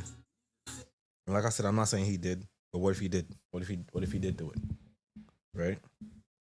I mean, what if he didn't do it and it was just retaliation for something else? But like I said, you know what I'm saying? He don't have to steal now because he's getting money, but what about before the money? You know what I'm saying? Or maybe it was a deal that went wrong and he didn't pay his half, or there's so many different things that could have went down behind that. So maybe the work came and you know what I'm saying? Exactly. So I get where the mom is coming from, but at the end of the day, you wasn't around your son 24/7, so you don't really know what he was doing. Yeah. Here's what here's what Sauce Walker said. Words or tears can't explain the loss I feel. Splat. I wish your fat ass listened to me and stayed in the room. I told you we could smoke that blunt after security and the rest of the family pull up. Sosa Man told you, F that weed, wait until we leave to hit that superior first. You're always hard-headed, blood, but you know I'm gonna ride with you regardless, so we come together, leave together. Wish you just went to DR with Shimmy and shot off and skipped this trip to Memphis, but you was too excited, and I finally agreed to come to the M. It's been 4 years since. Brought you to the family and did everything I could to help change your lifestyle. From Miami to all 50 states, we've been mashing and splashing together, P. I learned a lot from you, young spiller, and I am thankful for all the rap hustling. You left Earth as a rich young boss, and you let this earth a happy and successful. I'm gonna make sure the world knows that you who you really are. But unfortunately, most of our kings and bosses are at war with each other. I hope one day we can all stop taking lives from our communities and actually start enjoying and build together futures for our cultures. But the streets are the streets, so I accept what came with being with your big brother. Being your big brother. I love you, Splat. You know what I'm saying? So, like I said, dog, who knows? Who knows if you would have listened? Who knows if you would have stayed still? Like, who knows, right? It would have probably been a little bit easier. At least you would have had security come up, and you would have had weird niggas trying to pull up. Then it wouldn't have. I don't think it would be quite as easy because you definitely got security looking left and right and be like, all right, we clear this and that. Even if cats run up, they now know it's most likely a shootout. You know what I'm saying? That's true. And if you got 3 people, I don't think you just got one security. Usually you got, even the other dude had 2 guys with him that same night because he was taking video that same night when they were all out, their security or whatever. He had somebody else that was with him like, yeah, da-da-da. They were both in security outfits, all that stuff. So I believe it would have been at least a 2-man team, one in the car, one most likely escorting, checking out the premises, things like that. You know what I'm saying? Smoke over here or don't smoke over here. Or while they smoking, the nigga just watching. And they would have just smoked in the car that they were in. Oh, they could have rented. Yeah.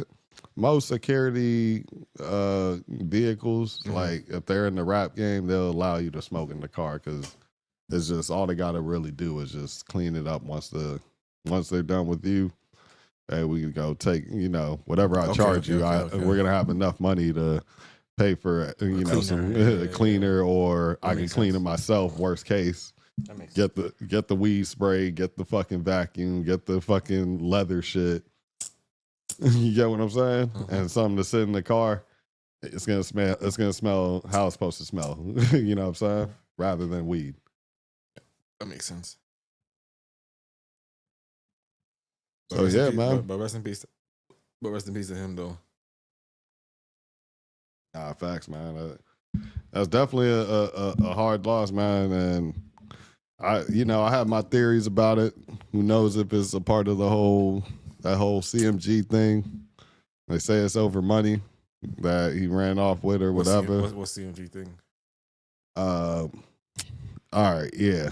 So here's my theory. It's a loose theory. I don't think it's like an actual hard theory, but my theory is he definitely Say So was definitely working with. This is my other theory from Say So possibly doing possible dirty dice games. That's the rumor. That's what it was.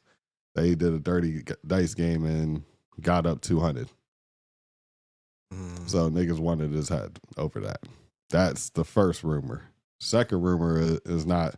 It's not necessarily rumor. Kind of like the AB thing. He was teasing the dice. Yeah, but I feel like that might be 2 stories that somebody got confused and put out there. In my personal opinion, but who knows? Because that's 2 dirty dice things coming out back to back the same night. That could easily be confused by somebody getting a lot of information in one day. You know what I'm saying? At one moment, because you have the Big U situation spilling over to that day, and then Say So P.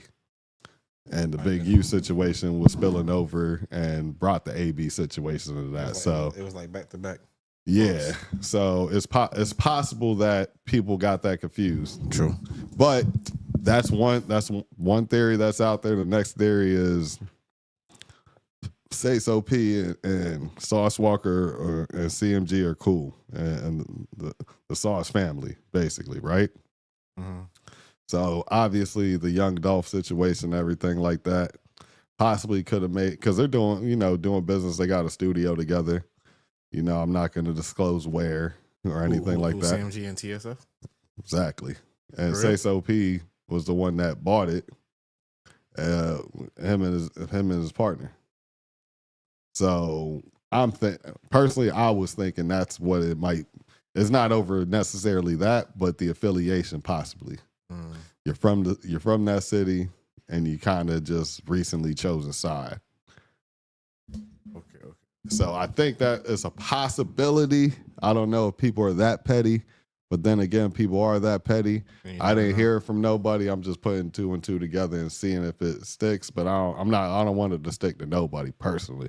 You know what I'm saying? True. You know what I mean? Even though I met SOP and God bless that man, whatever happens to the people that did what they did to him, that's on God. You know what I'm saying? That's true too. But at the same time, see, even this picture, they got a picture of SOP from this part, and it's like different videos, but they're at the studio together. I was there that night when it was him. You know, they're all with CMG, but other different rappers from CMG. I'm not gonna say who, but I guess y'all can figure that out. So personally, I'm thinking it was that. You know what I'm saying? But then again, it could be something else. That's true too. It could be something else. And honestly, none of that stuff when that was they're all in the studio and all that. I don't believe Dolph has met his demise at that point. I don't think Dolph passed at that point yet.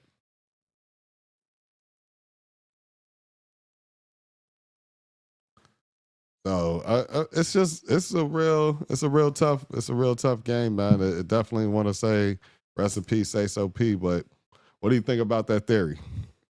I mean, it can make a lot of sense.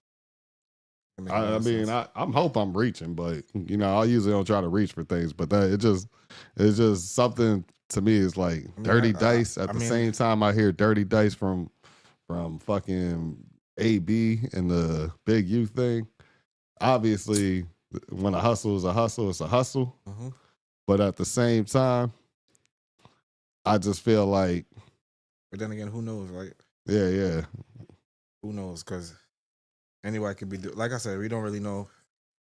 You know what I'm saying? But it could just be like a nigga just was mad he lost. Yeah. There's a lot. Yeah, there's lots of things that he didn't. Maybe he didn't really take nothing. Maybe a nigga just mad because he got up so much and was ready to leave and was like, nah, you can't leave like that. You know what I'm saying? Because sometimes it do happen like that. Yo, like, give me a chance to win my money back. Like, nah, bro, I gotta go. You know what I'm saying? Nigga probably wasn't feeling that. So yeah, that's the one thing about those fucking like hood games, dice games, and shit like that. I've always was like, why the fuck y'all niggas doing that when you really could just go to the casino and shit. If you're winning like that, you're getting perks with it. Yeah, but when you're from the hood, dog, and you got a hood mentality, sometimes that's all they know. Nah, think about it though. You can go to the casino, win big. They gonna give you a room, treat you like a VIP. Yes, but when I get that. But I'm saying like that's how I said niggas just got a hood mentality.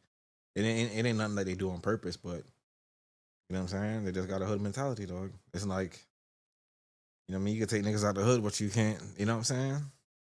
Because niggas be in different casinos. I've seen different, like, they got celebrity tournaments and all that shit. You feel what I'm saying? That's what but niggas rather be in the hood. Make millions of dollars, literally. I know a $200,000 game ain't nothing to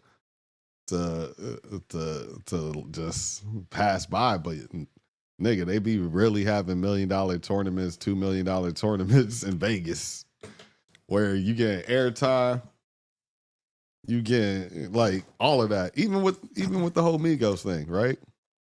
I don't know, shit. That's one of the probably the biggest, most surprising thing that hasn't hit a RICO somehow or anything like that yet, or federal investigation yet. And I don't, hope it does, but that is surprising. You just never know. Some things take time. Yeah, somebody will probably end up talking something. Maybe the one person that should be talking isn't talking. You know what I'm saying? And then when something finally happens, he's like, fuck, let me just go. You know what I'm saying? So at the end of the day, like, you know what I'm saying? Who knows, man? That's like a real surprising one where there's so many cameras and nothing was seen like that. Except for the aftermath. I mean, no, real talk. Think about it, right? Yeah, well, they caught the nigga that shot him and he was in jail. But like I said, all it takes is one person to say. He also got bail too. all it takes is one person to say, you know what, I changed my mind. I'll tell you what really went down. Yellow Beezy situation. You get what I'm saying? That's all it takes. It's crazy how many goddamn cases are going on. So, all right, in your mind now, just seeing how all these cases are going out, how is the landscape of rap ultimately going to change? Like, do you think it's going to change, or think this drill shit's still going to pop like that, or how do you think? Because even Thug can't technically rap about none of that shit no more anyway, so that element's out there. I mean, but Thug has talent to where I've heard him make world music. So it don't have to really be about. I mean, some people, that's what they know. That's all they rap about. But I mean, it's gonna challenge people to be versatile. You know what I'm saying? Do things outside the box. You know what I'm saying?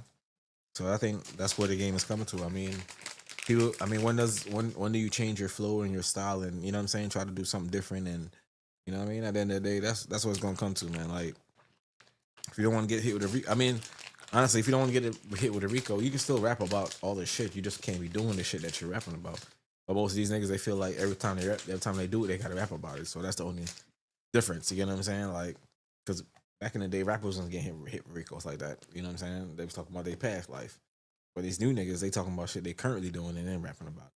You know what I'm saying? So they're really, and then going on interviews and talking about, you know what I'm saying, the shit they rap about. Yeah, it's real shit. I just killed Tay last week. Like, what? The fuck you talking about? You know what I'm saying? Like, yeah, it was real shit. You know, my homeboy actually, you know what I mean, done that nigga. I had to put it in a song, though. Shot to my block. You know what I'm saying? That too.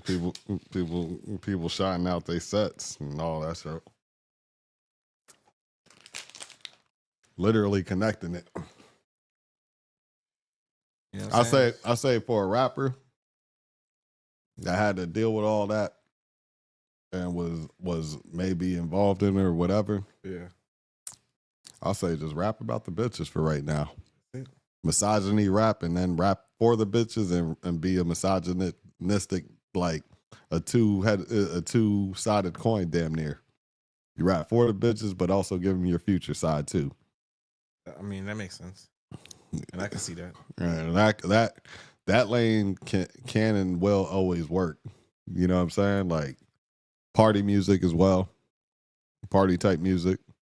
I mean, the drill music could work, but you just can't. I mean, it gotta change. It gotta change, like how Cash Cobain changed it up a little bit. It gotta change. But that's sexy drill. Yeah. That's what they call it. So that's what I mean. You're kind of doing the sexy drill. You don't necessarily gotta put the drill in it, but subject matter wise, that's probably the next safest bet. You're really gonna be flipping your shows to really having a lot of bitches over there. So yeah. You know, like. You just keeping it just real enough with enough misogyny type rap songs, and then if you go with a lot of the bitches, the nigga might be cool with you just giving them 3 to 5 cuts of some, you know, nigga shit, real nigga shit, whatever about a bitch or whatever that pissed you off. Like I said, because that ain't gonna get you no goddamn jail time. Talk about it. You just can't act upon it. You just can't do it. I don't even think he can. No, Young Thug can't rap about shit. That's what I'm saying. And I think that's going to be the new follow up for a lot of these guys. You just got to do girl music. If anything that the feds can take from it, right? Mm-hmm. If they don't give these niggas actual football numbers, would be, hey, you can't rap about threatening this and that and that and that. I mean, he was a football player. You see what I'm saying? There was a football player who did this track against his teammate and got arrested for like for threatening or something. What was it, in college? High school. I was in college, yeah. Oh shit. It was a black dude versus a white dude. I don't know who it was, but yeah, that's what happened. That is hilarious, though. I ain't gonna lie. That's a funny, different snitch story. You know what I'm saying? So I've never seen no shit like that. He made a diss track and went to jail and got arrested. But at the same time, lately diss tracks has been getting people literally knocked off. So I could in a weird. I don't really condone the snitching like that, but in a weird way, I could understand it. You know what I'm saying? Like, take that shit serious because it's like, nigga, back in the day, at the most, nigga, I'm just laughing that shit off. But y'all drill type of niggas, like. But now this shit is like, I mean, when y'all do it, y'all be saying certain shit that be disrespecting a nigga that we may not know. You know what I'm saying? But only they know type shit. And then we just rap, we rapping and singing this shit, don't really know what the shit mean. Nah, facts. You know what I'm saying? Happens all the time. Meanwhile, these niggas is damn near, you know what I mean? Who would have thought the story to tell with Vaughn would have been damn near real? I was like, this nigga is like, I thought this nigga was the slick Rick gangster type of rapper. You know what I'm saying? True. I was like, ooh, this shit is an ill ass story. I was like, I haven't heard a story in a minute from any of these new niggas like that. You talking about the Ohio story? What story? Literally, King Von has a song called Story to Tell, part 1 through. You've heard those songs, right? Yeah, that's what I'm saying. Like, but technically, it sounded, without knowing what we know now, it sounds like a new age storytelling song, like some, you know how Big had I Got a Story to Tell. Niggas haven't done that in a minute for Speaker Knockers. Yeah, He was doing like Speaker Knockers was doing that shit for a while too. Oh yeah. Before he passed away. Nah, it definitely was. Like Speaker Knockers was like legend. Yeah. Definitely a legend ahead of his time. Like that's one of those dudes that you just wish that didn't go so early. You know what I'm saying? Like he was like yeah. That was AOL 5.0 optimized. Yeah, he had talent. You know what I mean? Like that motherfucker right there was Google Glass that actually worked. Yeah. You feel me? Like he perfected that auto tune too. Like he really could have.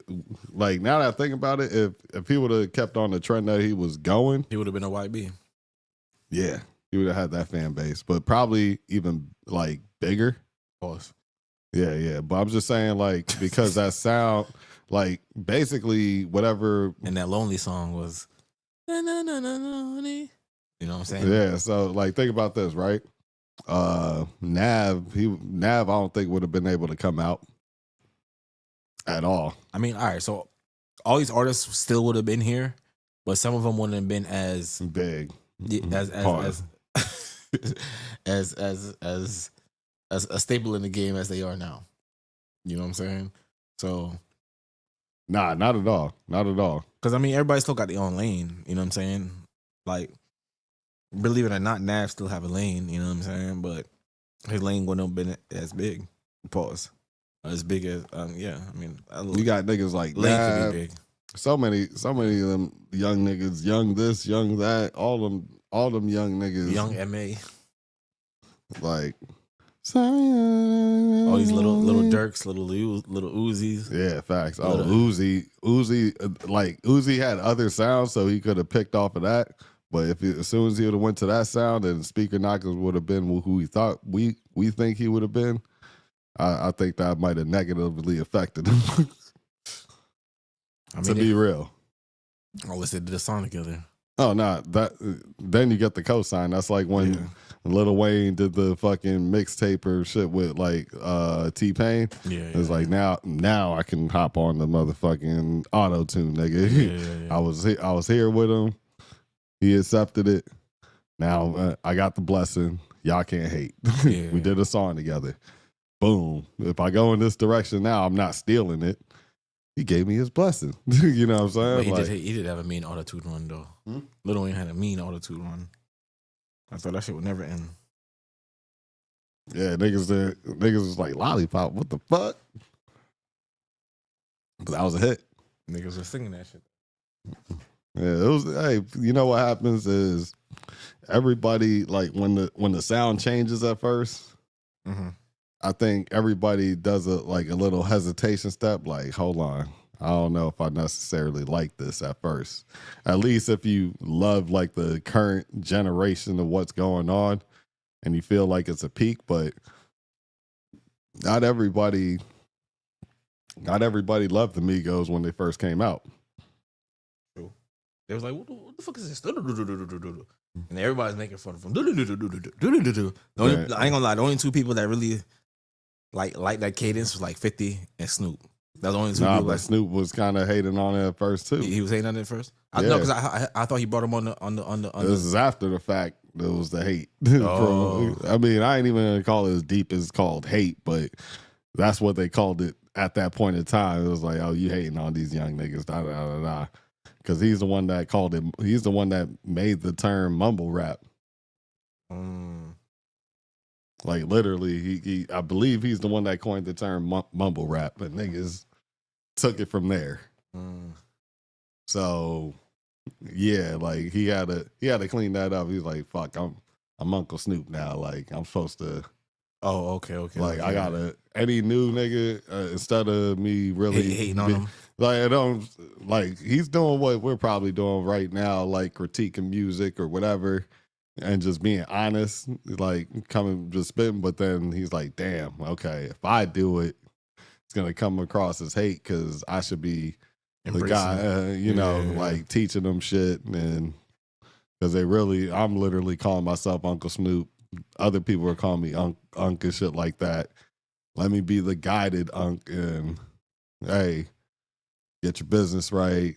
You should do this. Watch me. Hey, I'll put you on a little show or whatever. You know what I'm saying? You need a track. That's one thing I like about 50 though. He don't never hate though because he used to be an underdog. So No, when it comes to these young artists, as long as you doing what you say you do, whatever like that, he's pretty much gonna back you up. Like he's backed up in the beginning, Chief Keef until he pulled the stupid move.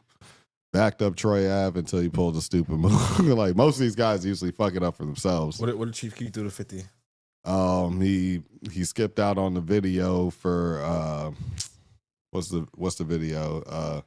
Love Sosa. Oh, okay. Oh, he got paid. Oh no, hate being sober. Okay. You remember that song with him and Wiz? Yeah. So Wiz was on set and 50 was on set. This nigga Chief Keef never pulled up. There we go. You know what I'm saying? So like you got these things that just be happening with these guys. But like I said, 50, even before the Tekashi thing happened, did a song with him. I can't. Nobody ever faults 50 for that, but like nobody knew he was he was gonna be snitching. So it's like, nah. But as soon as he found out, he backed away from it. And plus, he was like, he even said, "Yo, you heard my voice?" I said, "Ain't no gang, ain't no dot." So he made sure he separated himself even on the track for being in the gang. But also back to the Big U thing. Speaking of gangs, I heard this.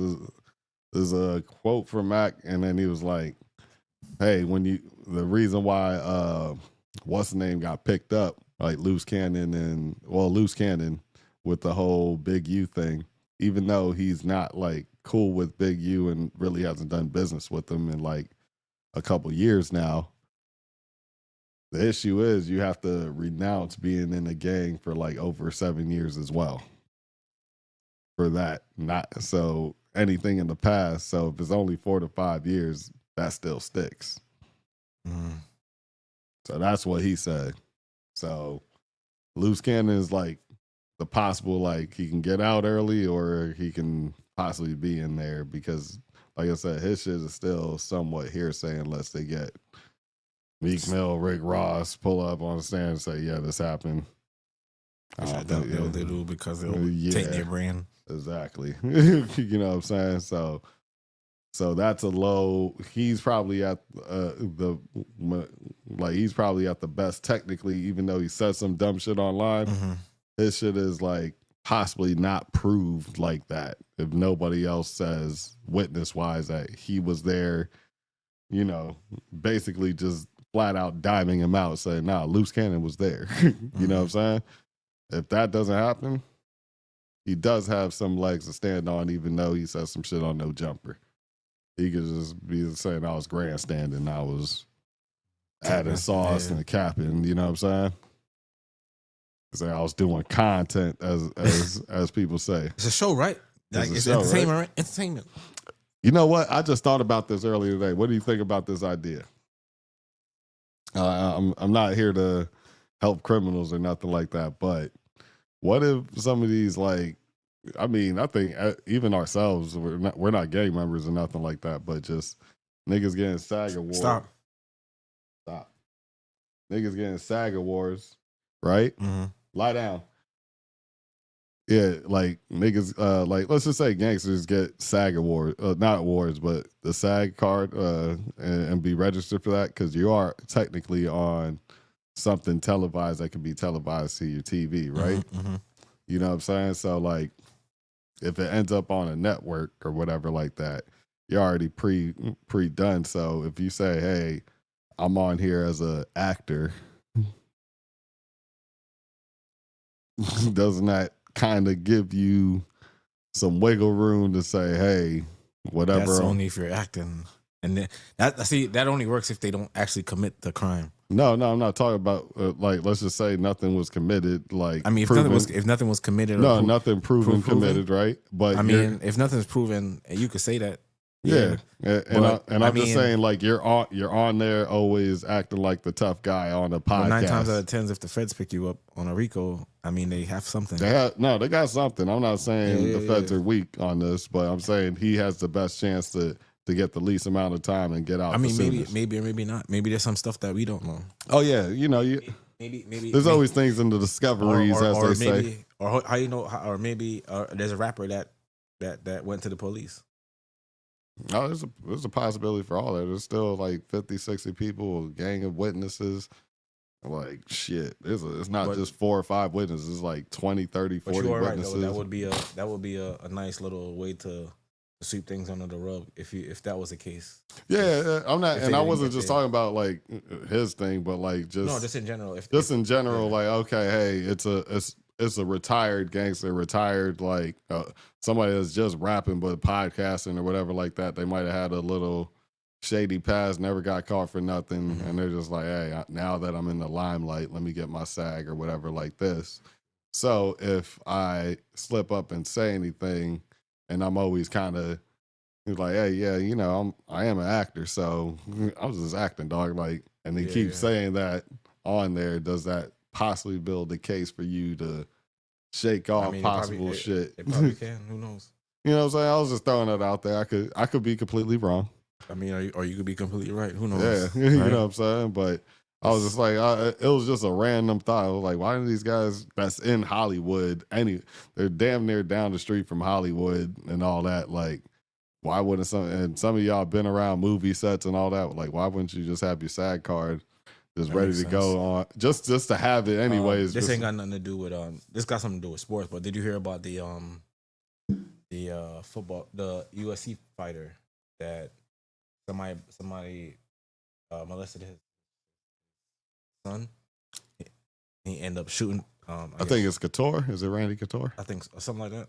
Yeah. With the bald head. Bald head. Yeah. Okay. I think he was. I forgot what fighting shit he was at. I think it was some bare knuckle shit. Mm-hmm. A few weeks back. I think me and Mark was watching it or whatever like that.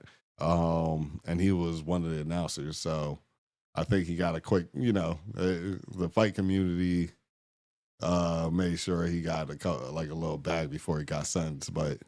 I heard about it. I read something where the judge tried to give him like the lightest sentence. They tried to give him the lightest sentence possible due to what was done. They, gave him time served plus like a 5-year sentence. So he did 1,000 some days already though. Yeah. But I mean, it's a tough battle. You know what I'm saying? Somebody do that to your son, I do. You know what I'm saying? You could have beat his ass. You know what I'm saying? But I mean, but I guess when you're thinking in the heat of the battle, you're not thinking. I think he went for the chase down. He ended up shooting that dude's stepdad in the arm. Yeah, he missed the dude and shot the dude's stepdad. Yeah. So I guess you could call it reckless endangerment. With and that's what I'm saying. Like, and that wasn't ego. That's to me that wasn't necessarily ego. That's like more anger than everything. More anger. Then you could have killed somebody with your anger. You know what I'm saying? Because you wasn't hitting the target. You missed. All right, but I think everybody in the world that doesn't, that's on the right side of just being a human. You know what I'm saying? Yeah, would understand. Understands that anger. You feel me? Like, yeah, go ahead and get him, dog. Like, I'm not. What it do? Hey, what you need from me? I would probably possibly aid and abet you in those scenarios. I'm not a criminal, but I would possibly aid and abet you in that scenario. I hear some shit like that. Yeah, hey, I'm just as angry as you are about this. Let's go. You know what I'm saying? Like, so what you feel about Heat playing? You know what I mean? Mr. Butler. Well, I heard Jimmy Butler actually made a comment that they were talking about on culture. Yeah, how the term is overused. Yeah, it was like, oh, the term is overused, and it seems like the Heat culture is basically the players, which I felt like he kind of echoed a little bit what Gilbert Arenas said. Maybe like damn near 7-8 months ago, and he brought up a good point because we've only won with super teams nearly. Like, I'm a Heat fan. I've been a Heat fan since the franchise started. Born out here, so it's not much you could tell me too much about the Heat games and all that. Like, I was there for the 25-win season. Like, we only won 25 games in total. That's when we got to draft Caron Butler. Right? And then the next year, we ended up being able to get Dwayne Wade, if I'm not mistaken. The year after that, or it might have been 1 year or 2 years at the most after, but we got Dwayne Wade next right after that. Because Caron Butler year, I think he was either rookie of the year or was close to it and then got injured. But he was balling. I was like, okay, we got something here. Caron, it looked like a rookie of the year. Nigga, all right, shit. Boom, Dwayne Wade gets there. Then after all of that finally builds up, we end up trading, Odom and all that for Shaq. After everything works out, we finally get Dwayne Wade, Shaq. And then after the first year kind of falls short, we get the real team stacked up with Jay Will and all these other niggas with Antoine Walker and all that. And then we finally win one. That's a super team, though. Yeah. You know what I mean? There's so many household names that's on there. Dwayne Wade, Jay Will, Shaq, Alonzo Mourning, Antoine Walker, James Posey, who's a coach on the fucking Celtics right now. Like, there's Gary, UD, Gary Payton. Yeah. You know what I'm saying? Yeah. Like, these are, I think Jason Capono might have been there at the time of, I'm not even sure, but Michael Doliak, if you want to just throw him in there, you know what I'm saying? But you had players. They had a Birdman. Birdman was in the, and what's the name? The following Big Three. So then next one, Dwayne Wade, LeBron James, Chris Bosh. Why did Birdman get banned from the NBA? It was some. I think it might have been. I forgot what he was doing. It might have been steroids or coke. I can't remember which one it was. I think it was steroids. So I think his shit might have been using performance enhancers, and they just called it quits for him. Same thing with OJ Mayo. He had some type of growth hormone shit in the shit or something like that. It was like lights out for you. Canceled. They cut off his water, turned his TV off, canceled Christmas. all treating him. And yeah, but like, and then you have a team with Jimmy Butler, right? Would you say any of those teams was anything roster-wise close to what those other two teams were? No, and he did magnificent with what he had. Exactly. So realistically, if he's a little bit scorned about what Heat culture is, which I wish I should pull up the ridiculous argument that me and my homeboy Sam had, because he was all over this conversation because he kept trying to defend Pat Riley until, like, eventually I think he just kept realizing all my good points. And then, because he was like, oh, Pat Riley, he's a legend. I'm like, it's just, I just have a feeling that right now, maybe I'm calling it too early, but he's just not fit to do this anymore because here's the changes that's happening across the board. You got the NIL deals, right? Mm-hmm. So since you got NIL deals, it's not going to be what you want it to be. And then think about it, right? A nigga don't really have to come to the NBA if you don't want to. Niggas if they like that, they already got some bread in their pocket. So they already coming in the game with bread. That's if they want to, right? If they want to, if they want to come up anyway, Cooper Flag could just sit and just keep making money down there. But they said lifetime NBA wise, he may miss $70 million, an extra $70 million. So niggas yeah, is like fuck that. That's why niggas is like, yeah, he's not gonna be coming back another year. For 1 year to miss in career wise, possibly $70 million, dog. I'm sorry. It's one and done. You know what I'm saying? But Papa has made the call. So just think about it, right? These niggas coming in with money. The game has already changed style play wise, how the athlete is seen. They're, some of these guys are social media stars. Even Kyrie Irving right now is always doing content on he's doing streaming with, sometimes he's playing 2K, sometimes he's watching these basketball YouTubers. And then now that he's injured, he's doing it even more. Yeah, he's doing it more because he's I've seen him watch Plaque Boy Max. Like, I didn't see it, but I seen the title. He was watching Plaque Boy Max and that Asian nigga Ray or whatever like that play basketball. I was like, oh shit, Plaque Boy, and the quote was Plaque Boy Max is actually kind of nice or whatever. or Plaque Boy Max can hoop, some shit like that. So boom, he's just fucking around, but he's, at least I'll say this, he's staying in the. He's supporting the youth. He's supporting the youth, staying in the basketball lane. You really can't be mad, but they're seen to the public more. Yeah, across the board, just with their social media, all of that. Like, they can literally get on. They don't gotta wait till a press conference to address anything. They can get on their phone and it's happen right then and there. Shit, wherever they at in the world. You see what I'm saying? So true. So today's athlete and superstar, all right, I'll say Jimmy's is an all-star / he has the potential to be a superstar, definitely in the playoffs at least. If it's playoff Jimmy, if that nigga played like that all year round. Listen, I ain't gonna lie. Since he been on that team, they've been winning and he been playing, dog. You know what I'm saying? Like, you have to. It's clear cut too, because it's just from the records. Listen, man, he's going off in Miami.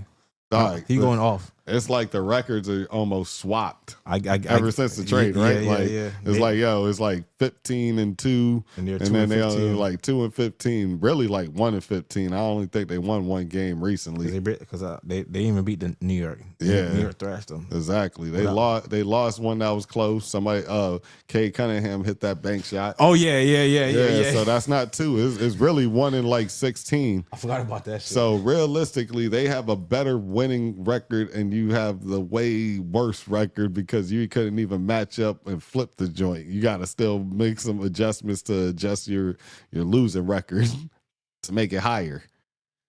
You get me? So crazy. And I was saying, literally, bro, I was like, bro, Pat Riley right now, I'm just predicting how it's happening.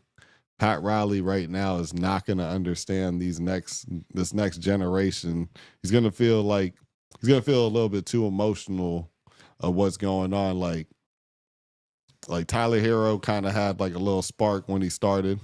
I ain't gonna say the Jay-Z line because he still was an all-star this year, right? He definitely had a little spark when he started. You had the whole. He could have really been a big social media guy and probably sold way more jerseys too. If you would just think about the business side of it too, you're pushing this heat culture thing. Yeah, basically nobody's bigger than the program, but you should have kind of just let him be like a young star if you think he's gonna like. Because think about his jersey sales. He could have been damn near a Wade if you got Jack Harlow made the Tyler Hero song.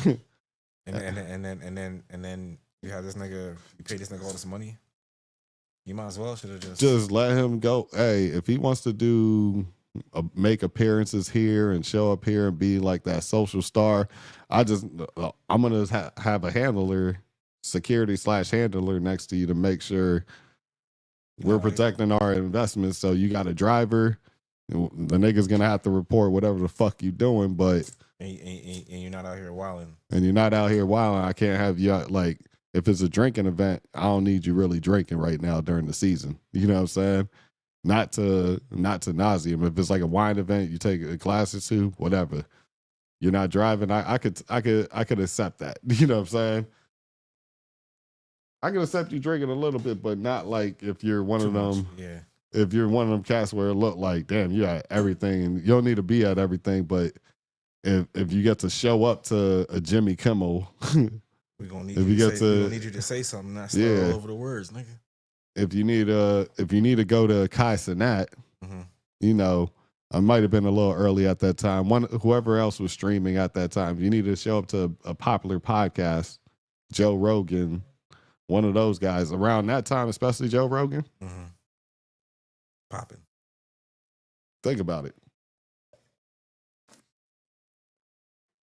I would have pushed for it. Matter of fact, you know, a team that actually did well with that. I gotta give them, like, I know we had our piece with LeBron James and Bronny, but business wise, Bronny has made half of his money back. I mean, he's already made in a half a year or a little bit more now in the season, all the money back from the Lakers in jersey sales.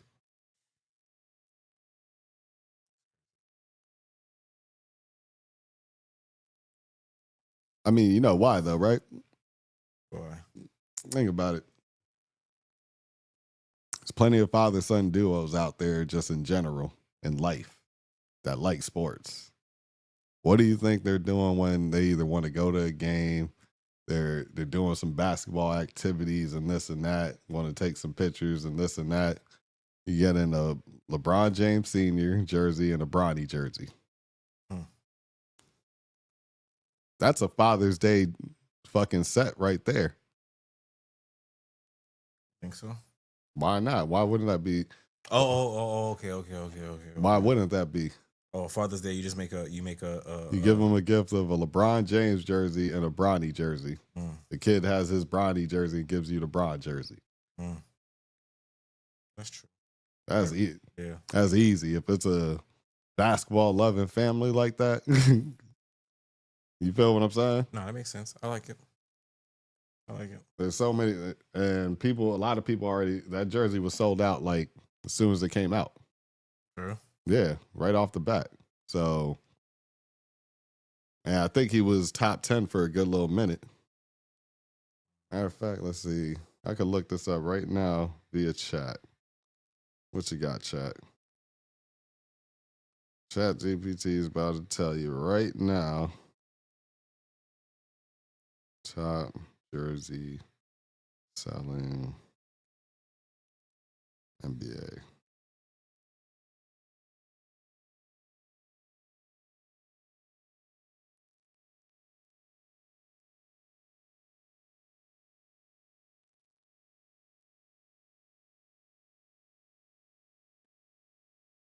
Okay, where does Bronny rank?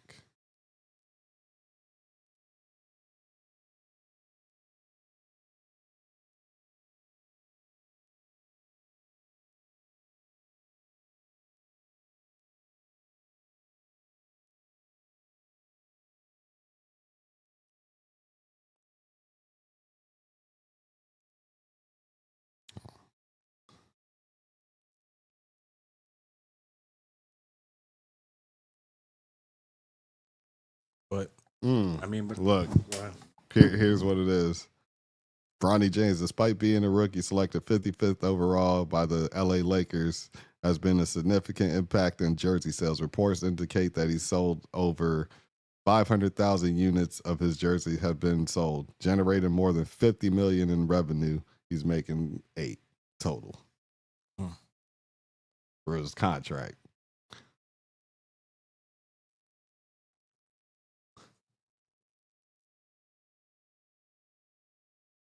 Okay. Interestingly, despite these impressive sales figures, Bronny's jersey did not appear in the NBA's top 15 best-selling jerseys list of the first half of the 2024-2025 season.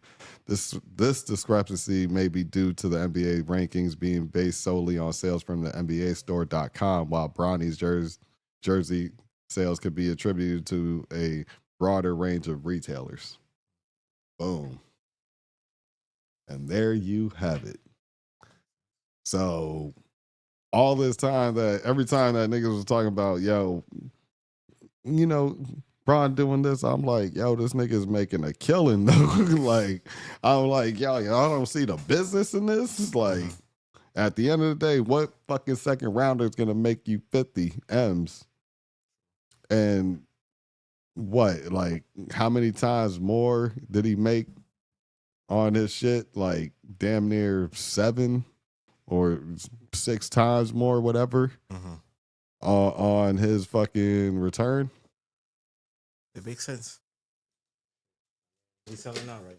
So somebody got to do it. Because LeBron about to retire. So Like that Bron had a long time ago. Oh, this nigga. Damn, homie. That's crazy. That's why I was telling niggas, I'm like, yo, listen, Bronny's a cash cow. That's real money right there. That is like disgusting money right there. Like, and I think you get a percentage of a kickback too if you sell a lot of jerseys. I'm not sure if it's just through NBA like store.com, but I think you do get like a little kickback. Like, yeah, on the highest seller jerseys, the analytics show it. You know what I'm saying? So you get the 8 mil throughout your whole contract. But you already Bronny's gonna be in the league for a good little minute. I don't think a long time. Yeah, I don't think he dies out in the first, just right after his dad retires. Like I don't think that happens at all. Like you also have his brother that's supposed to do his college years and then years and then come in. So that's another spike if a possibility. You're going to have the Bronny and fucking Bryson jersey come out. So you're going to have James Jr. and James on the same team. Then sibling day. Possibly on the same team or going against each other to where you could make it a thing. You get what I'm saying? That makes sense. Makes a lot of sense. Yeah. So at the end of the day, NBA, nothing but assets, my nigga.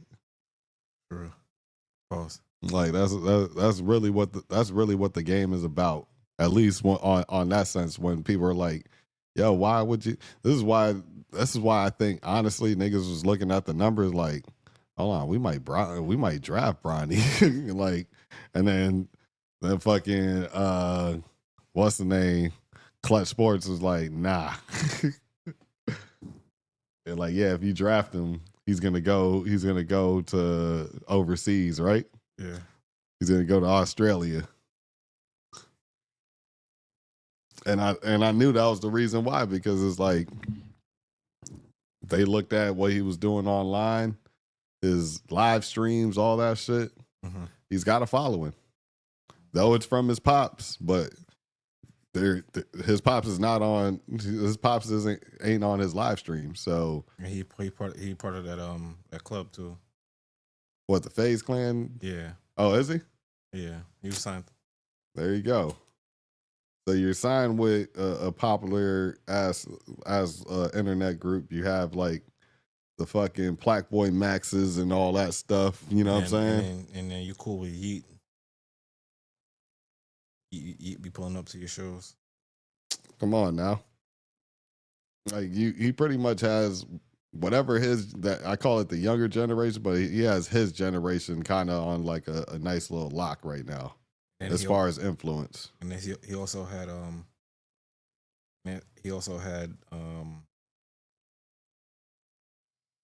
drop a Face Clan pair of LeBrons. Oh yeah. Face Clan brownies, that's hard. Oh, that's hard. I ain't even gonna lie.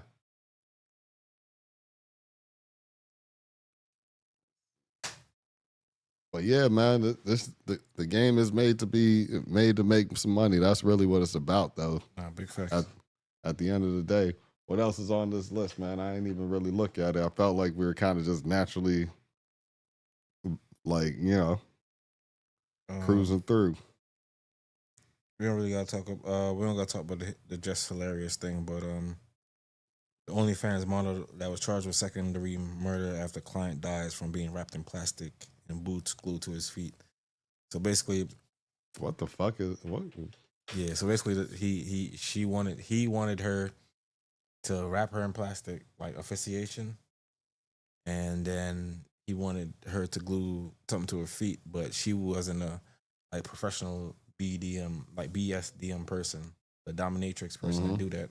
She wasn't professional. She was just trying a thing, and the man ended up suffocating. And when she ended up, he was suffocating. She took the plastic off and he was cooked. Try to you know what I mean, bring him back to life. But then he was unalive. Then she getting charged second-degree murder.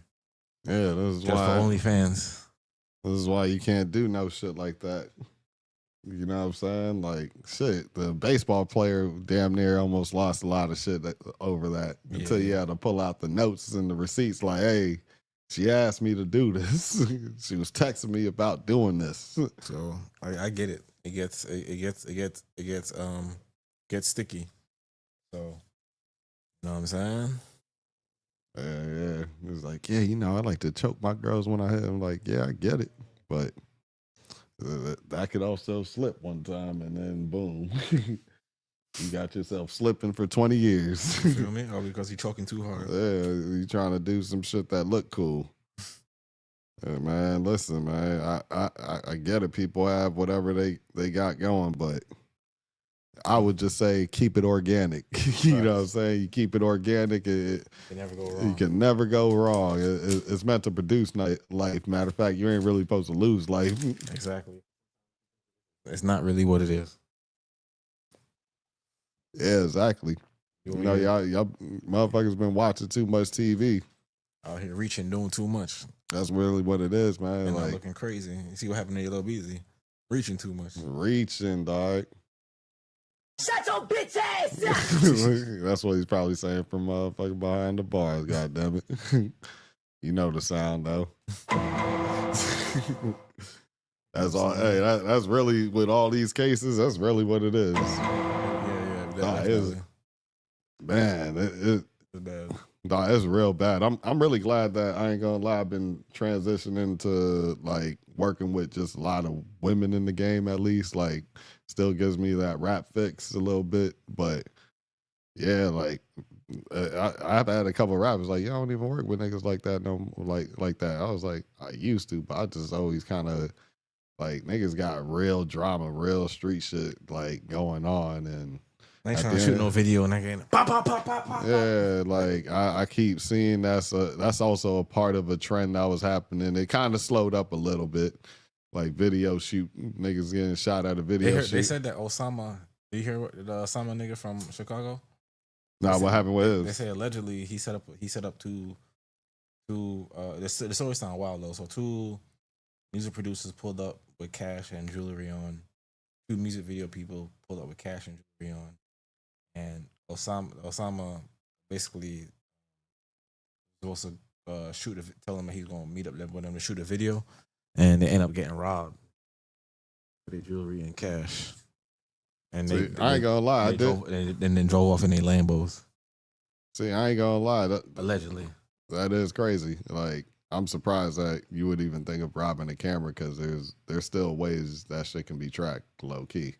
You know what I'm saying? Like, if you set it up right, you can put some shit on there that niggas ain't going. No, they ain't robbing for their camera, just the jewelry. Just a drill. Actually, that was the one thing I was saying too. Actually, me and Big Walk Dog, former 1017 artist, like we're in the studio. He was talking about like another video director. I'm not gonna say their name or anything, but I was like, personally, me, I like y'all to be the stars. So I'll like be having on jewelry is not, you know what I'm saying, is y'all got to be the stars. Why am I gonna wear the jewelry around y'all? You know what I'm saying? And then try to fit in with that when that's not necessarily the job I'm coming to do. You know what I mean? It's like, nah, I respect that. Like, it's just like, yo, like I'll dress nice, I'll look fly, but up to a certain point, because y'all still need to look like the stars in the room. You know what I'm saying? Yeah, I don't want to be coming in here like I've walked in rooms where niggas thought I was the rapper and shit like that. I was like, let me back off of that a little bit and make y'all still feel like y'all you know what I'm saying? At the end of the day, that's what I'm here to do, because y'all probably hired me anyways. So this is direct, not to stay in front of the camera. I'm behind. Yeah. Like I'm behind it. And if I'm gonna be in front of the camera, I'll be on the show and certain things that like that. But at the end of the day, just looking at the scenario, when that did happen, I was kind of thinking about I recalled that exact moment talking to Walk, and I was just like, yeah. And like I said, I said this the other day too, with one of the cameras. I was like, these are my chains, really. You know what I'm saying? Like, you know, like they're heavy and worth a lot of money. They're heavy and worth a lot of money. Like these cameras are, you know, they can make me money. They can make me some money. You know what I'm saying? That's a real trophy right there. So at the end of the day, yeah, like that's why I like at the end of the day, like I never even, you know, could afford it, whatever, be on it, get a good deal. And I know a gang of jewelers. Like I went to high school with Frankie Diamonds. I went, you know, I know Vibara. I know about 3 other jewelers in the city. I went to another one that actually has a jewelry store that's not working with rappers or anything like that. Cool Jewish dude, went to college with him. You know what I'm saying? Like, before he moved out, let him crash on the couch for 2 weeks. Before he had to move out of his place, he needed a place to crash for 2 weeks. Let him use the couch and all that. So, if I really want a good deal, I can go get a good fucking deal. Plus, shit, I think Mark knows a few people that he suggested that I guess they around here. All the people know him apparently. So I don't know who the fuck that is, but if I really want to try him out, I could. You know what I'm saying? There's lots of ways. There's links. Yeah. There's lots of ways I can go with it, but right now, yeah. At the end of the day, that's not, like I said. I'm here to make y'all look like the star, anyways. Put the cape on y'all. You know what I'm saying? Y'all can be the heroes if y'all need to be the heroes of y'all own little movies. It's cool. Facts. You know what I'm saying? So that's really what I was like mostly stressing. You know what I'm saying? And when I said that, I was around Suki at the point in time. She was like, nah, I feel that. You know what I mean? I walk and be like, yeah, I got the Birkin today. You know what I mean? Got the Birkin out today. We got this out today. We got the Rolls Royce out today. You know what I'm saying? And that bitch costs as much as one. So yeah, sure. It'll definitely eventually make as much money as one if you work hard enough. Just gotta work at it. Facts. But yeah, man, the game is to be made. But yeah, I'm glad those guys still got out of it. But I guess did that guy ever got caught? Or was no, they just said they got robbed allegedly. But like I said, you know what I'm saying? They just chalked it up as an L, basically. No, they called the police, but I mean, we'll see. Oh, okay. So I mean, yeah, because at the end of the day, if they were called there for a legit video shoot, it was like I said, you kind of made yourself probably look a little bit more street than you needed to. And then you hot up yourself because they're on probation. Because he's still on probation for that strap in New York shit. Oh, yeah. So that's why I say, if you really did do that, you kind of stupid. Yeah, niggas don't get robbed. Because, I mean, he signed a little dirt, So was the video guys in Lambos or the other? No, they were in Lambos. Oh, waiting for those guys to pull up. Yeah. So now, but see, the thing is, it's still questionable because Zay didn't get caught for it, right? I mean, but he was the one who orchestrated the place to meet up, and he was supposed to be there to shoot to come shoot. No, I get what you're saying. I get what you're saying, but unless some phone records or something like that. Yeah, he's the one who texted him and called him. No, I'm talking about the phone records for the other people to try to. That's why they going. That's why I said right now it's just an investigation. Yeah, it's got to just be an investigation because there's a chance that he might not have done shit. Actually, it was just, hey, nigga, I'm just running late and you're sitting in fucking Lambos in the open area. It's not like a studio where, hey, but we're gonna pull into this gated area and now it's locked off. No, but who knows if it was a lady gated? You know what I'm saying? That's why I say I don't know the location. Yeah, like if I could see I'm not gonna lie, if I could see the location, it would probably make a lot more sense. Yeah, but, if you know more, but details, usually shit behind like closed gates and you don't have super exotic cars. Like if you're like in, unless he told him, yo, I need. Unless you told the videographers, yo, I need 2 Lambos for my shoot. Which what you still can do was, like I provided that service, like, hey, just send the cash and I'll go pick them up. I'll have somebody drive over the car. So all you got to do is like the people you're running it from, matter of fact, will pull up themselves. Usually, if they have the time, they'll just pull up at the location. Or maybe he had such a rapport with dude that you know what I'm saying, he's gonna cash you out when you see him. You know what I'm saying? Yeah, which that's also been done too, right? So, you know what I'm saying? Like, so they just basically, it's a lot of possibilities. There's a lot of possibilities there, but at the same time, it's one of those like, this is why I ain't gonna even hold you. I would have been at the location maybe for 5-10 minutes. Like, how long you gonna be? All right. Like, hey, I'll be like, yo, keep it real with me, dog. Like, is it 30? Is it an hour? Keep it real. We gonna go get some food or something and just pull off. Like, hey, wait over there. Just pull off. Hey, dog, nigga, I was starving. I can't even start the video as hungry as I am right now. And I'm just gonna pull off to a more secure location. A secure location that, you know what I'm saying? For one, you can go in a secure location and you could just look at the cars around the area and see if you could blend in a little bit more. Because if you're like on a South Beach, downtown Miami type of area, not saying you said it happened up north, right? But I'm just saying, just in general, let's say you would go towards those areas because you might see one of those cars in those areas. So it's like a little bit less likely that you may just get pulled up on, because you'd be like, hey, you can just pull up on the valet area. Say, hey, I'm just waiting for somebody downstairs. True. Now you got a little time in your hands. You feel me? True.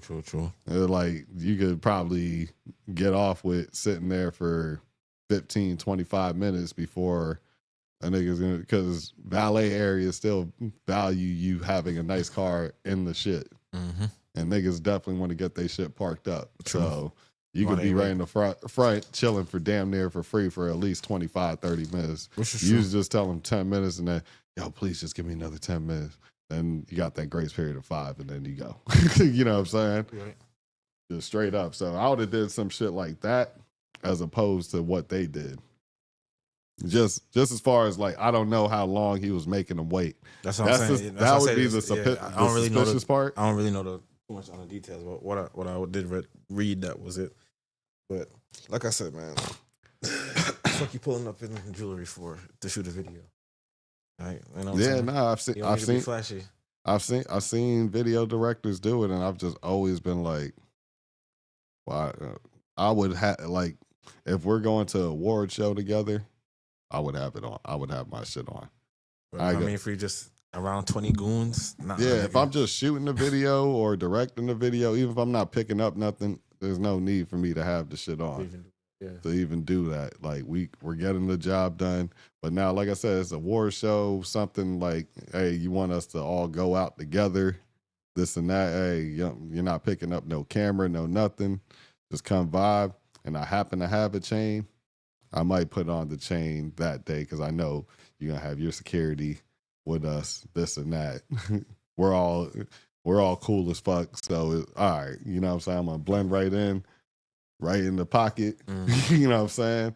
And we're all good. Right. Like, obviously, the main guy's going to be protected first, but at least I'm in the mix with everybody else to where if we got 2 guys, We got 2 guys dedicated to make sure shit is straight. Going the right way, yeah. And then it'll fall in the line of everybody else, whoever wants to step up. You know what I'm saying? Makes sense. So that would be the time as a video director and be like, okay, I got a chain. Let me go ahead and throw it on. You know what I'm saying? Now I can just blend in a little bit more. You know what I mean? If I don't got a camera, I'm bringing out a more fashionable outfit. You know what I'm saying? Those shoes I didn't wear for like a couple months. True. Them fresh joints. I bought them, but I ain't never wear them. One of those. And it was like, all right, yeah, now it's time to step out and look the part a little bit. You know what I'm saying? But other than that, nah, it's not. And it really would be like, where are we going to? Like I said, if I'm rolling with these motherfuckers, all right, where are we going? What are we exactly doing? We got the control of the situation. You know what I'm saying? Like, oh, you know the owner? You know this and that? Oh, you're booked for it too? All right. All right. That's cool. You know what I'm saying? Like, you not only do you have the place, you know the owner, so that means you have your security plus all the security around there, definitely making sure you're gonna be straight too. You know what I'm saying? Big facts. But yeah, that's all the topics I got for today, man. You know what I'm saying? That was a good one, man. It was a good one. Last week. Definitely.